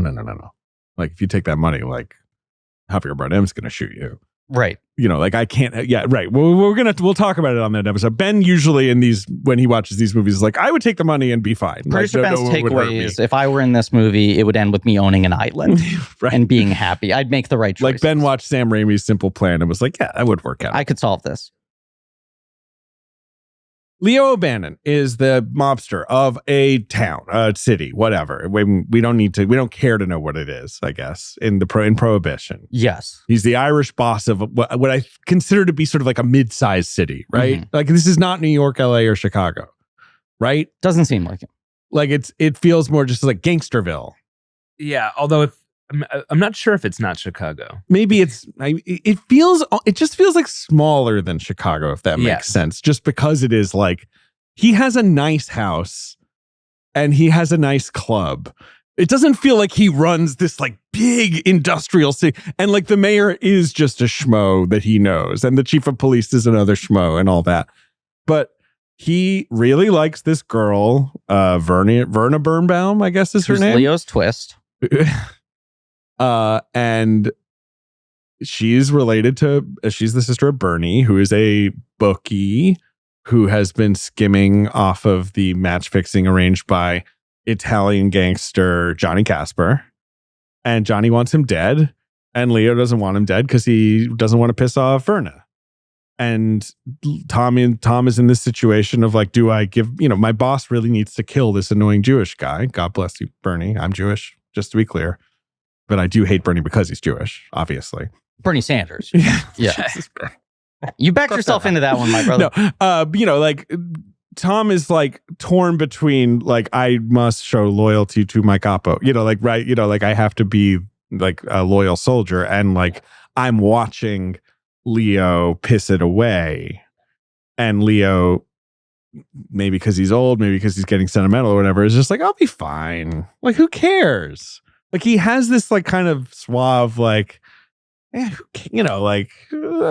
I deserve to be in love. I don't know. Does anyone want to, I'm just summarizing the plot of Miller's Crossing at this point. I feel. Well, you've left the Dane out of And it. before we leave the Jewish thing too early. No, let's never leave we're it. staying I on just it. think, I think there's also this really interesting thing that happens when they first start making films where especially Jewish critics like Jay Hoberman. Right. Are like alarmed. Accuse them of being anti-Semitic, which is so weird. And there is an interesting tradition among Jewish critics to disdain Jewish filmmakers. Yes. I won't expound too much further on that because as a Jewish filmmaker, well, as a Jewish filmmaker who has recognized that that tradition playing out before his very eyes. I think there can be this reactionary sense sometimes, like of just like, don't get us in trouble, or don't like sort of like shine a spotlight on all our nonsense, or I don't know what it is, or is it why these Jewish guys? I'm maybe a Jewish guy. Maybe it's just rank jealousy. There's a thing we've talked about, and the Coen Brothers are like a big notable exception from this trend, but very often when the highest level, most prominent Jewish filmmakers finally make their sort of explicitly culturally Jewish movie, it feels like they are trying to goy wash it a little bit. there is this feeling that I've always found fascinating within these studios that are often run by Jewish people and these filmmakers that are predominantly Jewish, making Jewish family movies and being like, but it can't be too Jewish. What are you thinking of? I mean, we talked about it a bit with the Fabelmans. Yes, sure. Well, that's funny because the Fabelmans and Serious Man couldn't be right. Further, like it's like those are two very different Jewish American films. You know, it's like Serious Man to me is like the ultimate film about being like Jewish American. Yes. Right? Like that sort of crazy dichotomy. That's especially the great movie about 100%. Jewishness. That was on your Sight and Sound top 10, right? I think that was your Serious Man. It's another one that Serious Man is there. It is there. Wow. I have this right here. It's there right under Shoah. Right? You're right. They're the two. It's a double feature. But Armageddon Time was the same year as Fabelmans. I love both of those movies. Right. But they both have that thing of not casting a single Jewish actor. Well, with Armageddon Time, I'm very sympathetic to James Gray. Needs actors who are famous to fund his movies and all that. But whereas Fabelmans, it was kind of interesting. But Fabelmans felt very honest to me from Spielberg in terms of like, this is about my Jewish identity and my upbringing, but we were also this kind of assimilationist family. And it's like, it's very vital to that movie. I love that movie. The one I always throw out as a punching bag is Armageddon Time is like, we live on poisoned land. Yeah, I mean, that's a masterpiece. That's obviously, I love that one. yes, a darker film. The one I always throw out as the punching bag is Sean Levy's This Is Where I Leave You. Sure. A sitting Shiva movie with a family comprised of Jane Fonda, Jason Bateman, Tina Fey, Adam Driver, Corey Stoll. Yes. Yep. No, I've never seen that film. Deeply bizarre. That's on my Sight and Sound top 10. Of course. Yeah. And then there's 10 Woody movies. Yeah. Right. Who? What? Which guy were you? Yeah. But that becomes like his subgenre, right? Like I feel like he's viewed as one of the few guys where it's like this guy makes Jewish family movies. Yes. In a sort of sustained way. But he didn't make a lot of movies about his childhood. No. Well, there's Radio Days. There's the stuff in Annie Hall. There's a lot of stuff in Annie Hall. Right.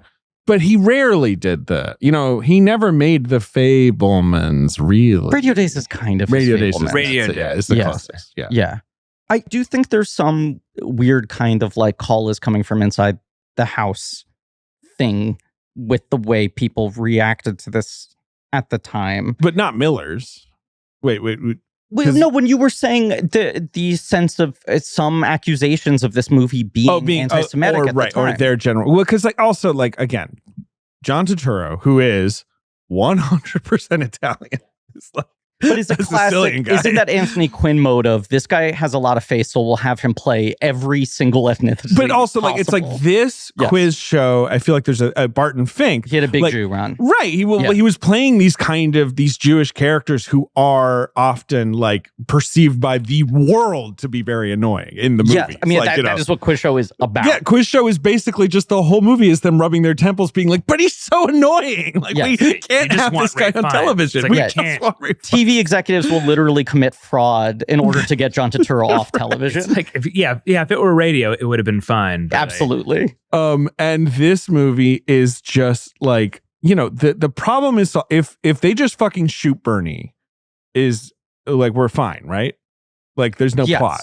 I think so. I guess Verna breaks up with Leo, or is Casper probably gonna like cause trouble anyway? No, I mean there's still a movie probably, but but this is such a there are a lot of dominoes here, so that's just one of the dominoes. I think the world around is acknowledging what you called out or sensing what you called out, which is like, is Leo getting a little complacent? Yeah, and a little bit soft. Is there an ability to grab the chair here? It just feels like there's an energy swirling around of like, can the hierarchy of power change in the DC universe? Right. And Black Adam is just lurking around the corner. No, what happens in this movie is like Leo gets more power, knocks off his enemies, I guess gets married to the lady he loves at the cost basically of his buddy Tom being friends with him. He really doesn't lose. Like it's actually, everything works out great for him. But also Tom is the one who Tom takes a bunch of punches. Tom makes all this happen. Right. And like Tom sacrifices their friendship, I guess, or decides not to be friends with them anymore. There's this feeling for all of the internal conflict. The movie almost circles all the way back to the starting point. Obviously, a tremendous amount has happened at the center, But in terms of the key dynamics between the three people, they've all reset to where they were at the beginning. Well, it feels like Tom, by the end, you realize that Tom was ready to sacrifice everything to basically just win Leo the war. You know, like Leo gets himself into this fix, and Tom doesn't agree with it. But everything that happens in the film is kind of revealed to be Tom, despite having misgivings there, Yes. kind of putting himself in hot water to get Leo out of this. He basically has two great loves in his life that are almost equal, who are Verna and Leo. I would say his two great loves are booze and gambling, but yes. Drink and game. Right. But I mean, his relationship with Verna is not loving. He doesn't seem like a guy who's very good at being emotional. I think he's in love with her. It's not a loving relationship. He's definitely obsessed with her. Right, yes. but that's what I'm saying. In both cases, like the whole thing of him getting in the fight with Leo. He loves Leo more. I think that's what it is. Is that he has really strong feelings for her, but he can't allow it. The moment where despite the fact that he's doing it. Right. He's doing it, but he gets in the fight with Leo to say to her, I love you, because he can never say that. And even when she calls him out, he won't admit it, right? And likewise, the entire movie is his way of saying, I love you to Leo, which he could never say verbally. And the moment he decides to actually shoot Bernie is the moment that his love for Leo trumps his love for Verna. That's true. In my mind. Not to over. He's also pretty fucking sick of Bernie at that point. That's a huge part of it, but there is this kind of like. Also, Bernie has to die so that Albert Finney can go to the funeral and wear a yarmulke. One of the greatest decisions. Which is just such a funny. Do you know what I love about that moment? I love imagining this entirely dramatic scene playing out and the Coens just laughing hysterically behind the monitor at we got Albert Finney to wear a yarmulke, that it was the only thing they were paying attention to. It is the most justified. The entire movie, you're right, is setting up just to get to that one image. But it's also, I mean, the emotional decision. I don't think Tom makes a strategic decision in not killing Bernie, right? Like, no, that is his heart.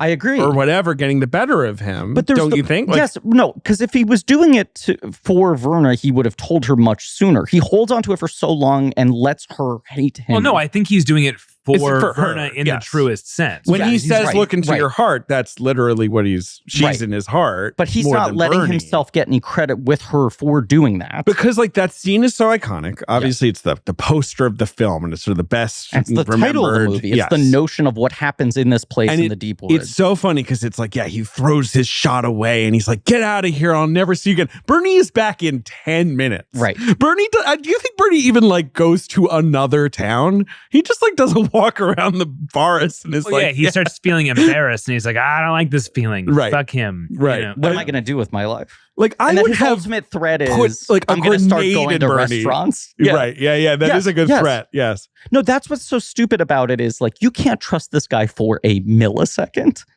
He's going to get so antsy so quick. Well, because ethically he's kind of shaky. Yeah. You think Bernie, he doesn't have like a rigid moral code that he abides by or anything like that? I'm quoting Jon Polito just to be clear. Yes. There's one moment where they use the word glitch in this movie. Oh, interesting. Oh, no, I'm sorry. That's in No Country. Sorry, I'm also right now. Anyway, carry on. And Wreck-It Ralph, that's the movie you're thinking of. Yeah. They use the term glitch. They do. You seen Wreck-It Ralph? Are you a fan? Wreck-It Ralph? Never saw it. Princess But isn't that John C. Reilly? I'm a John C. Reilly fan. I mean, additional writing credit, John C. Reilly as well. I think he did a pass on his dialogue. Maybe I'll watch it. Ben's number one hero. Dr. Steve Brule. Yeah. So Leo is Johnny's basically saying, I want to kill this guy Bernie. Leo will not lift his protection on Bernie. And so a sort of mob war heats up in the background, which is mostly like them just fucking with each other's clubs and Tom getting, the shit beat out of him. I think the scene where who's the big guy who Tom hits with the chair? I'm forgetting. Who's the actor? He's the guy from Dumb and Dumber. Exactly. Like that. It's one of those guys. Wait, he's the guy with the most annoying sound in the world. Yeah, and he's the one who goes, Jesus, Tom. And Tom. And just a little piece of trivia there that gets cut out of the Criterion version. What? Why? My editor, Luke Johnston, is Joel's editor right now. Luke's been working with them since Buster Scruggs. I know that they went back into the cut and they just took out a few things. And one of the things is him saying "Jesus, Tom." Another that's is so funny. and another is the woman in the Shenandoah Club who's like who goes who screams. goes That I can see them being like, we're being a little too silly here. Like I can sort of understand losing that moment because it's almost like a Raising Arizona moment in Miller's Crossing. Raising Arizona, they do it in Hudsucker too. When Yes. Right. When he says Hudsucker when hits the guy ground, splats, yes. he splats, and there's the big lady who It fits screams. there. It's always a big lady. Yeah.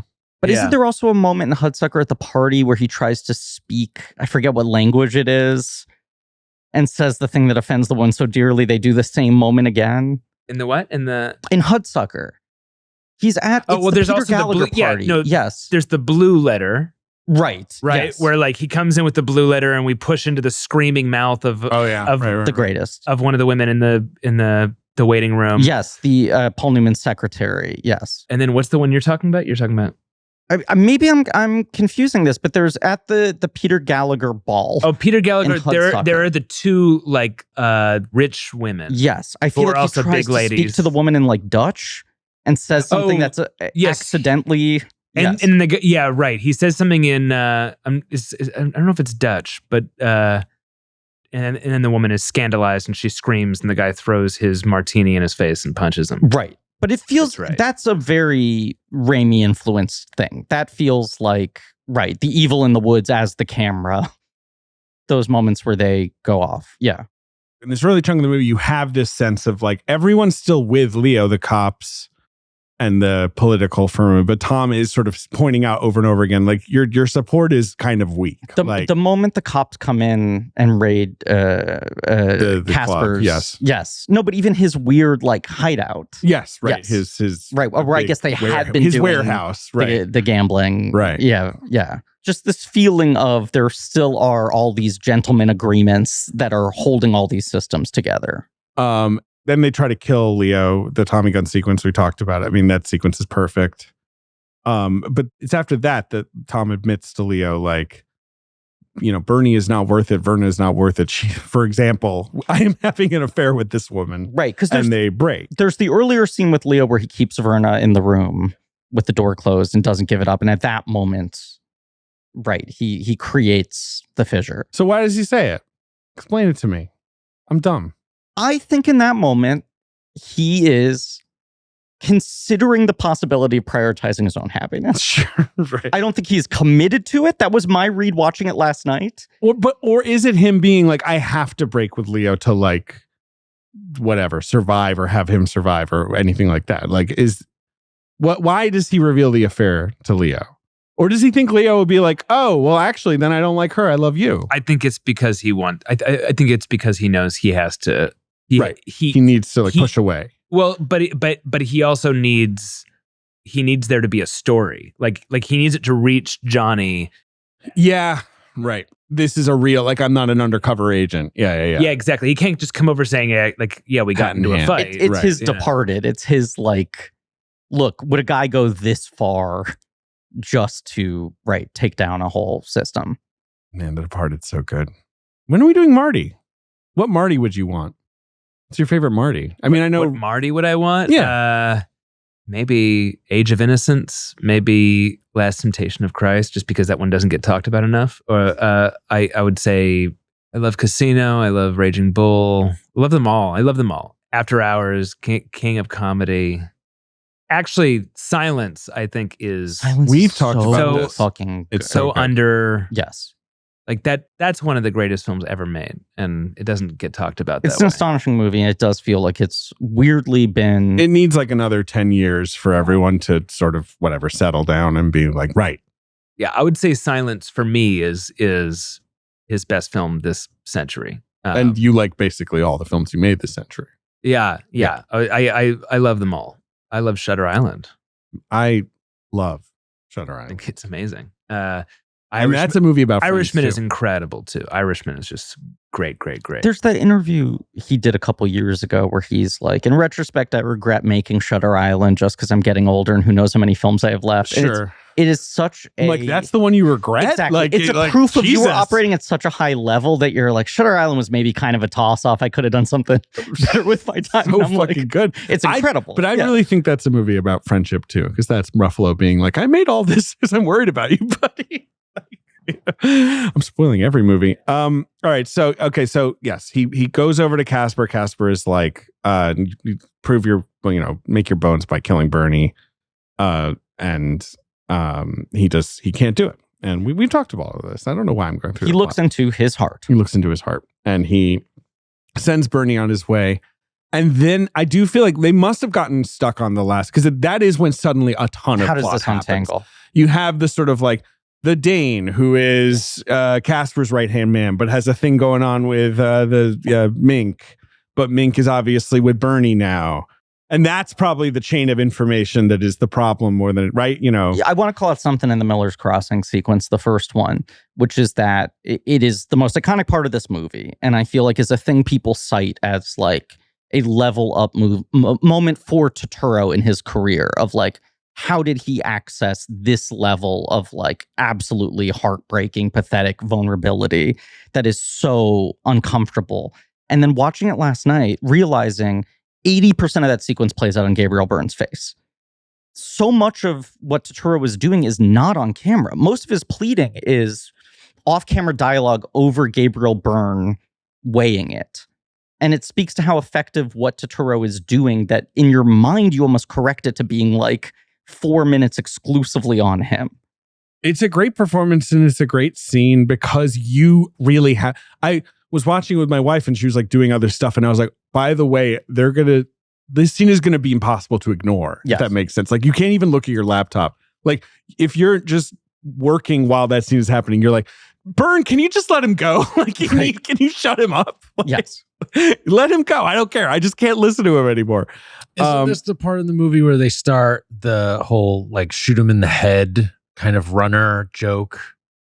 Yeah, one in the head. One of the henchmen is like, you got to do it twice. You got to it's shoot such him like once. gallows humor. It's very funny. And I love that it just becomes this recurring I line. think they say one in the brain specifically. Yeah.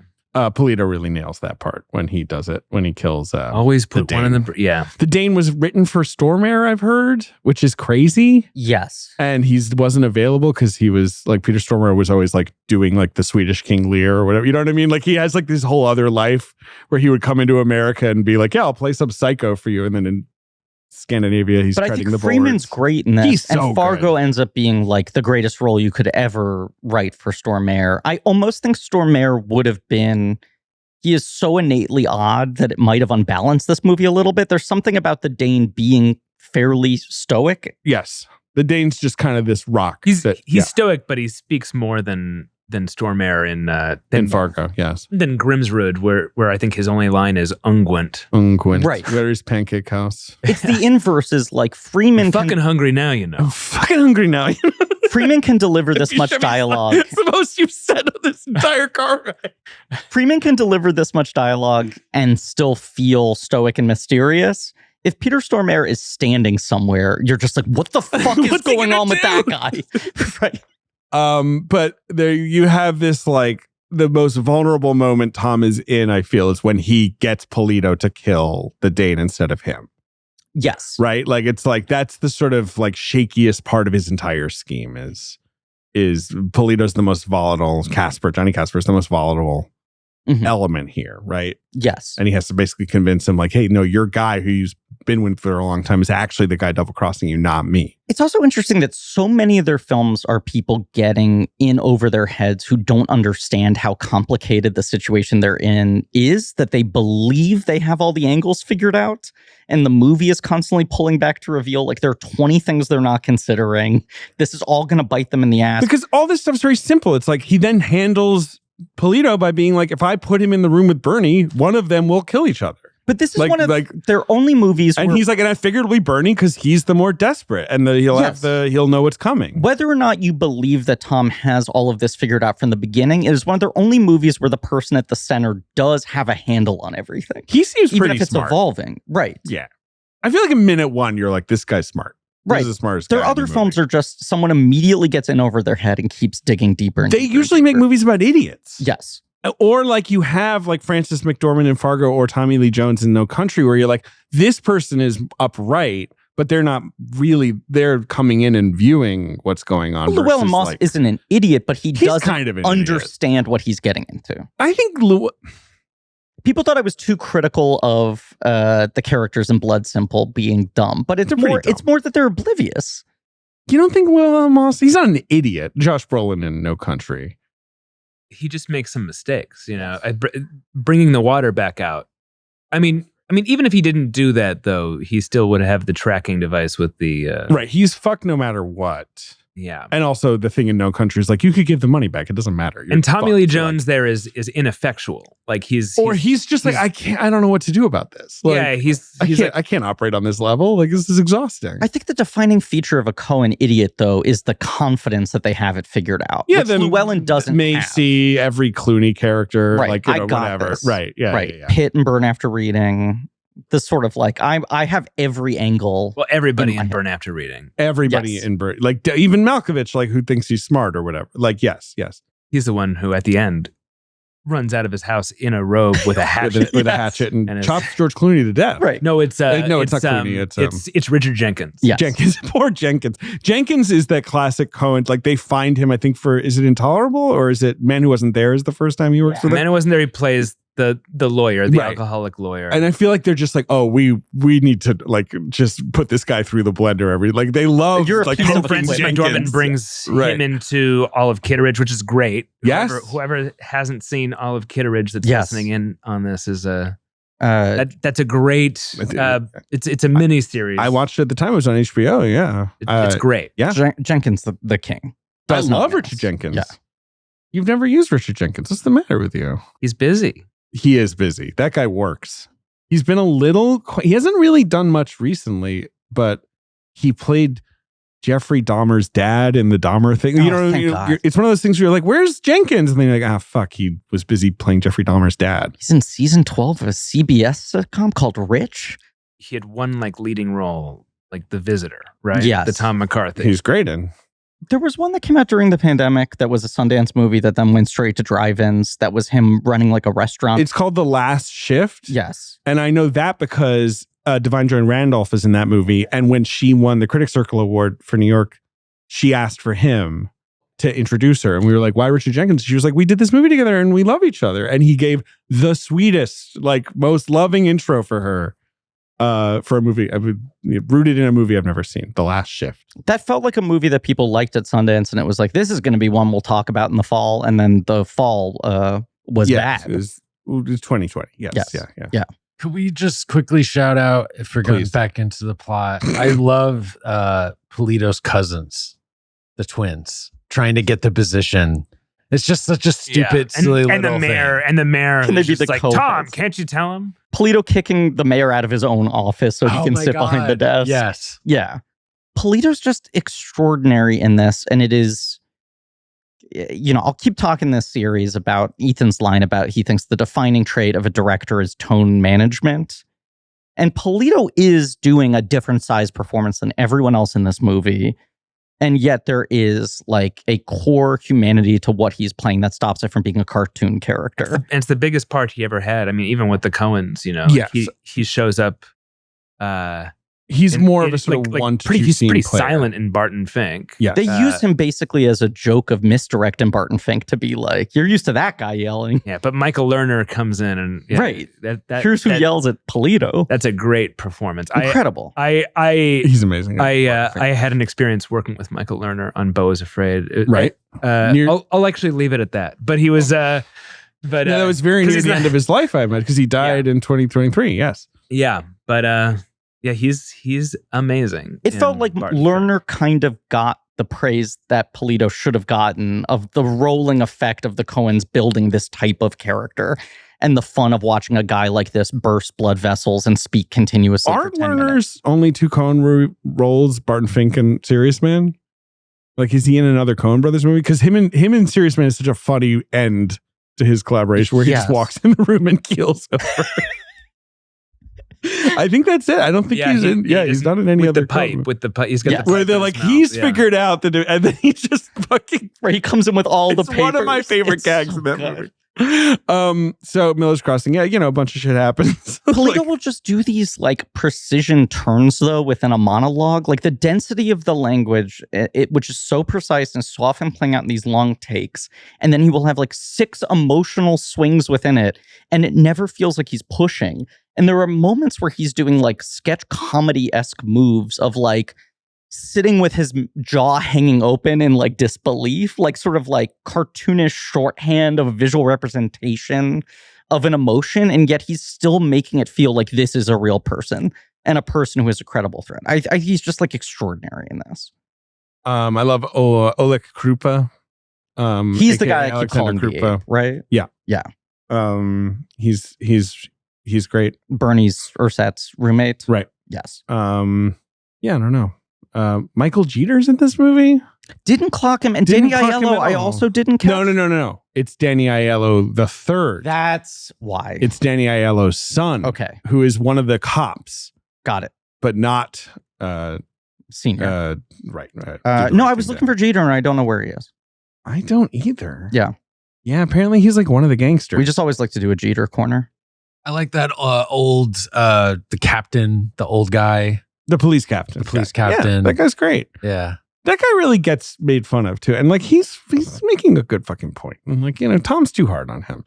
Even the way Tommy has a relationship with the cops every time they show up is a funny gag too. Where he's just like, good to see you, bud. And he just like strolls out. It's also like the Neither Irish rain cops. nor wind nor snow. Right. That's the mailman. So good. No, but there's like the tribalism vaguely of like the Irish cops are always going to side with the Irish gangsters. It's better that they're running the crime. They'd rather that be it. Right. This film, right. Also, right. I love this film was initially called The Big Head, which is supposedly like the nickname for Tom Reagan. That is a good title. Miller's Crossing is a better title for this movie. Miller's Crossing is a great title for a painterly gangster. I would like to see epic, a movie called The Big Head. Sure. I want that to exist. Ari, is there anything in this movie we haven't touched on that you want to talk about before? I just, I don't want to like bring us into the box office game and such before, because it is so rich with little details. Yeah, I don't know. Let me see. The last scene is like something of a nod to the third man. Yes, no, definitely. Yes. Yeah. And the third one is always a great way to end the movie. Yeah. I think like, having everyone kind of take stock and be like, I guess we're not friends anymore is a great way to, definitely. And just like a long forest road where somebody's walking towards you and then walks right past, which is a little different than, it's a little different here, but it's definitely evoking that. But you also have Tom tilting his hat down and then the camera kind of swooping up under him to be able to catch his eyes. Yeah. And staying on Gabriel Byrne with the saddest eyes in the world. What's he going to do now? It is my favorite kind of ending. Is he going to just drink like 1 billion gallons of whiskey and die? My favorite kind of ending in movies, period, is character goes through a whole insane thing. They've made it out the other side. And then the ending is, what the fuck do I do now?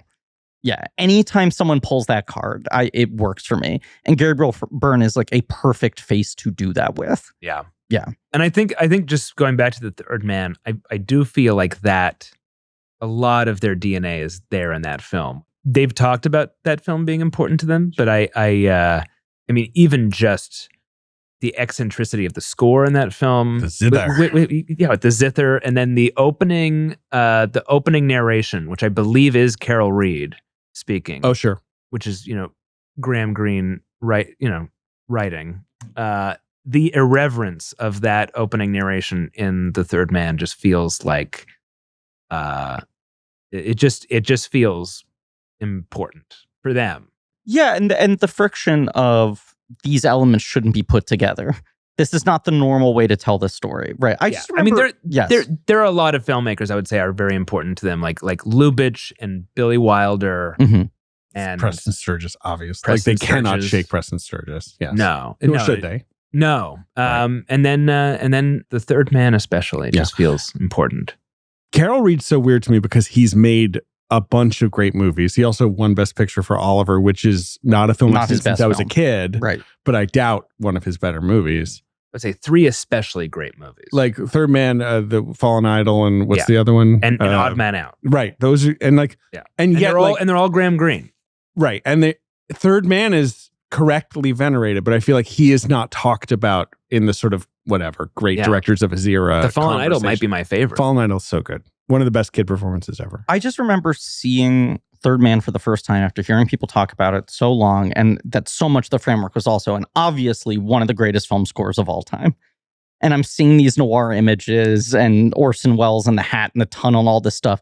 And in my head, I'm like, oh, I can imagine what the score is. And then the movie starts, as you said, with this like jaunty narration and the zither music and that immediate feeling of this is not what I think the tone of this movie is supposed to be.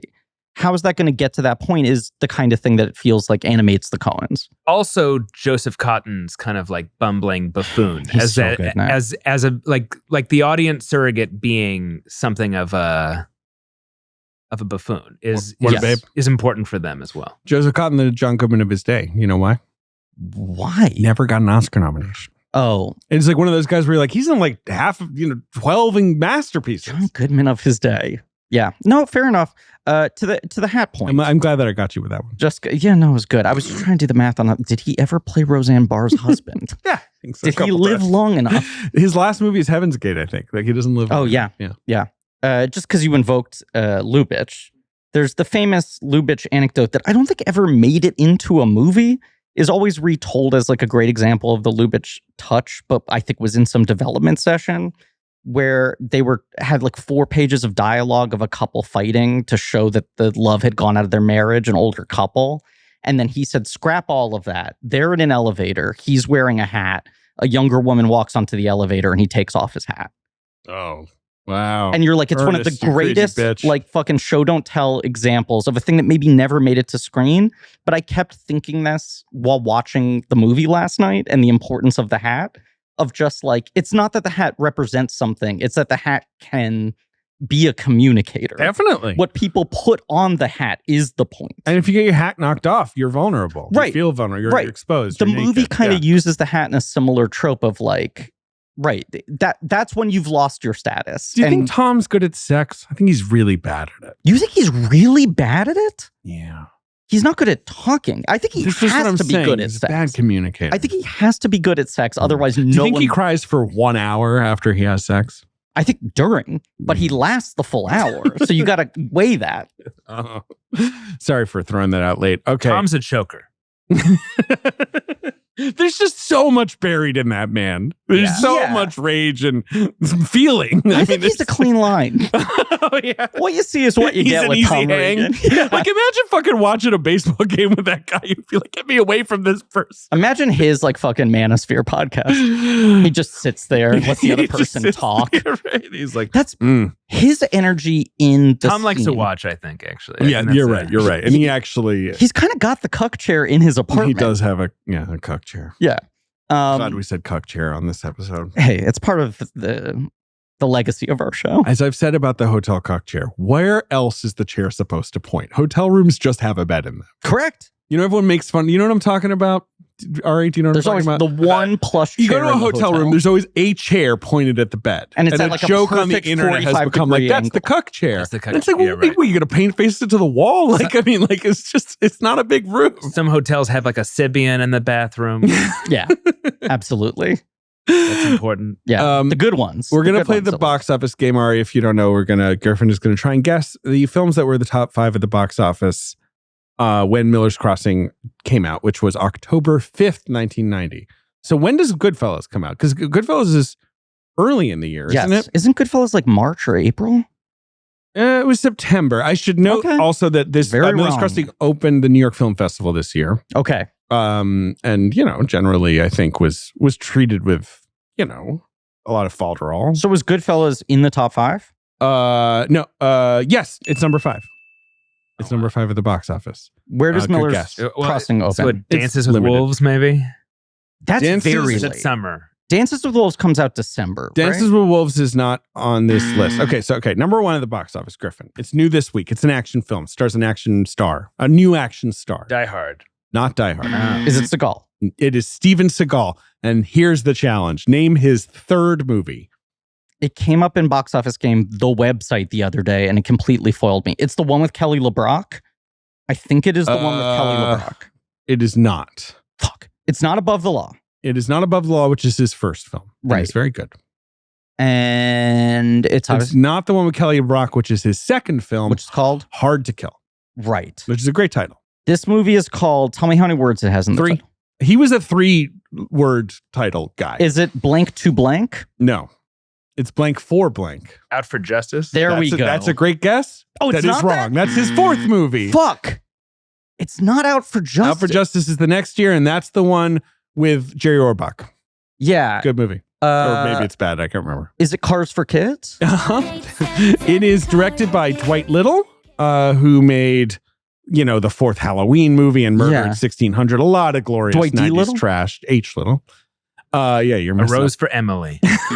And I've Money for Nothing? never seen this movie because I feel like I would remember the movie where Keith David is the second lead. He's probably having fun.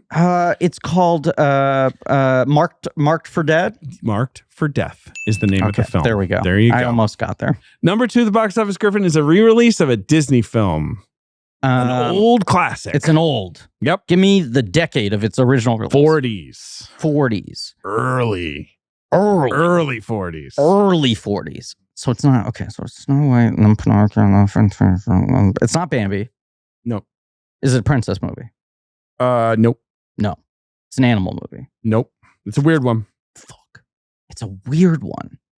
It's not an animal. It's not a princess. It's a weird one. It's not Fantasia. It sure is Fantasia. No, okay. Yep. Fantasia. Do you like Fantasia? The Ari? movie does have animals in it. I love Fantasia. Do you like Steven Seagal? I forgot to ask. Do I like Steven Seagal? Not his work. You like his personal I like him life, as right? a person. Yeah. I think he's a good guy. His But values, his physical appearance. Yeah. Yeah. No, I don't. I don't. Let's face it. Fantasia, I do love. Fantasia's great. Fantasia's great. Fantasia's amazing. Number 3 is a psychological horror film starring one of your favorite actors. Is it Pacific Heights? Yes. Bing, bing, bing. Michael Keaton is the scary guy. Movie I watched for the Melanie first time Griffith. last year, like Melanie quite a Griffith, bit. It's Matthew the John Modine. Schlesinger. That's right. It's got a late stacked Schlesinger. supporting cast. Everyone in that is like a fucking 5-star actor. Mako, Yes. Laurie Metcalf. Yep. Carl Lumbly. Tippi Yep. Hedren's in this? Yeah, everyone's in it. You seen this movie? What's this? Pacific Heights. Yeah, I've seen Pacific Heights. It's fun. Pacific Heights is great. Number 5 is Goodfellas. Number 4 is another of the big hits of the year 1990. Giant smash hit. Won 2 not Home Alone. Oscars. It No. won 2 Oscars. Yep. Is it City Slickers? No. Come on now. Give me another. Romance. It's a romance that won 2 Oscars. Major categories? Yep. It's romance. It's It not won- Pretty Woman. Nope. Weepy. A weepy romance. Sad romance. Is it Ghost? It's Ghost. It's Ghost. Oh yeah, of course. Jerry Zucker's Ghost. So Ghost must have been out for a while then. That's That was a summer? July film. If it's been at out for 4, 4 because I months. know that was Crushing. That was the movie of that year. Absolutely. Yeah.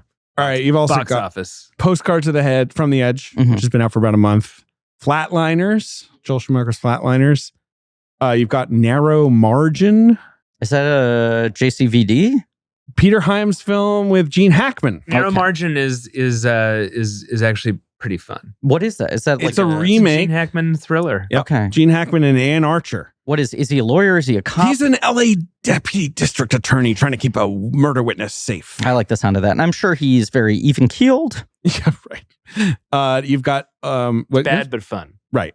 9th, you've got Opening is a neo-noir called the Michael Cimino movie Desperate Hours, right? Like late Cimino. Oh, yeah. With Yeah. Anthony Hopkins and a normal Mickey Rourke. Huge bomb. Uh-huh. And then Funny About Love, the late Gene Wilder movie. Directed by Leonard Nimoy. Yeah. Yeah, that's I've a never weird. seen. It's Gene Hackman. Is the poster him with a clock on his head? Yes, that's right. Yeah. Because the biological clock is ticking or something. Yes, I think he's an old dad. Is the premise of the movie? Sure. You seen That's that? one. I haven't seen Funny About Love. No. I feel like that's one where the people who worked on it were like, yeah, he just seemed really sad. Like he didn't want to be in a comedy. I think he did it right after Gilda died, maybe. All right. We're done. Where did Ari. Miller's Crossing open? You didn't say this. Like number 50. It's like, in one screen or whatever. Okay. Yeah. And Sorry. it made like $4 million. It was unfortunately got 0 Oscar nominations, which is crazy. But it considering is the production forever value. young. It is. And Forever young. but it is, they're a few years off from like their real Oscar breakthrough. It is a forever movie though. Yeah. And Barton Fink will get 2. Yeah. But then Fargo is the breakthrough. Yeah. Ari, thank you greatest. for being here. All right, you have to catch a plane. You got to go. Thanks for having me. I'm sorry we I gotta took it for go. so long. Yes. Eddington, one of the best movies of the year. Oh, thank you. Ben and I saw it and had a great time. And by a great time, I mean we were thrilled at the level of panic attack we were having. Perfect. I recommend it to everybody. I think it's Please see Eddington. Yeah, yes, please. Especially in a theater. funny and It is exciting good to be and locked in with that thought-provoking. movie. And Yes. I mean that like as the highest compliment. Absolutely, yes. And thank you for being here and thank you for doing this. And I wish you a great long sleep as this press tour comes to a close. Thanks for having me. This was fun. Can you take it easy? You gonna take it easy? You're good at that, right? Yeah, Yeah, I don't know. you're kind of a kicking Max up, Chiller. chilling out. I probably won't. Playing some video games. You love video games? Sorry. I don't play video games. Donkey Kong Bonanza. I don't. Pauline is back. Does that move the needle for you? All right. Let's get Ari out of here. Might just go to that hotel with the Sibian. And that's your plug as well, right? Yeah. In multiple ways. Thank you for being here. Thank you all for listening. Please remember to rate, review, and subscribe. Tune in next week for Barton Fink with our friend Chris Weitz returning to the show. That's right. And as always, better stop giving me the fucking hi-hat, David.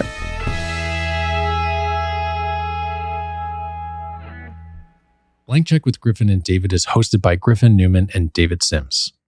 Our executive producer is me, Ben Hosley. Our creative producer is Marie Barty Salinas. And our associate producer is AJ McKeon. This show is mixed and edited by AJ McKeon and Alan Smithy. Research by JJ Birch. Our theme song is by Lane Montgomery and the Great American Novel, with additional music by Alex Mitchell. Artwork by Joe Bowen, Ollie Moss, and Pat Reynolds. Our production assistant is Minnick. Special thanks to David Cho, Jordan Fish, and Nate Patterson for their production help. Head over to blankcheckpod.com for links to all of the real nerdy shit. Join our Patreon, Blank Check Special Features, for exclusive franchise commentaries and bonus episodes. Follow us on social at Blank Check Pod. Subscribe to our weekly newsletter, Checkbook, on Substack. This podcast is created and produced by Blank Check Productions.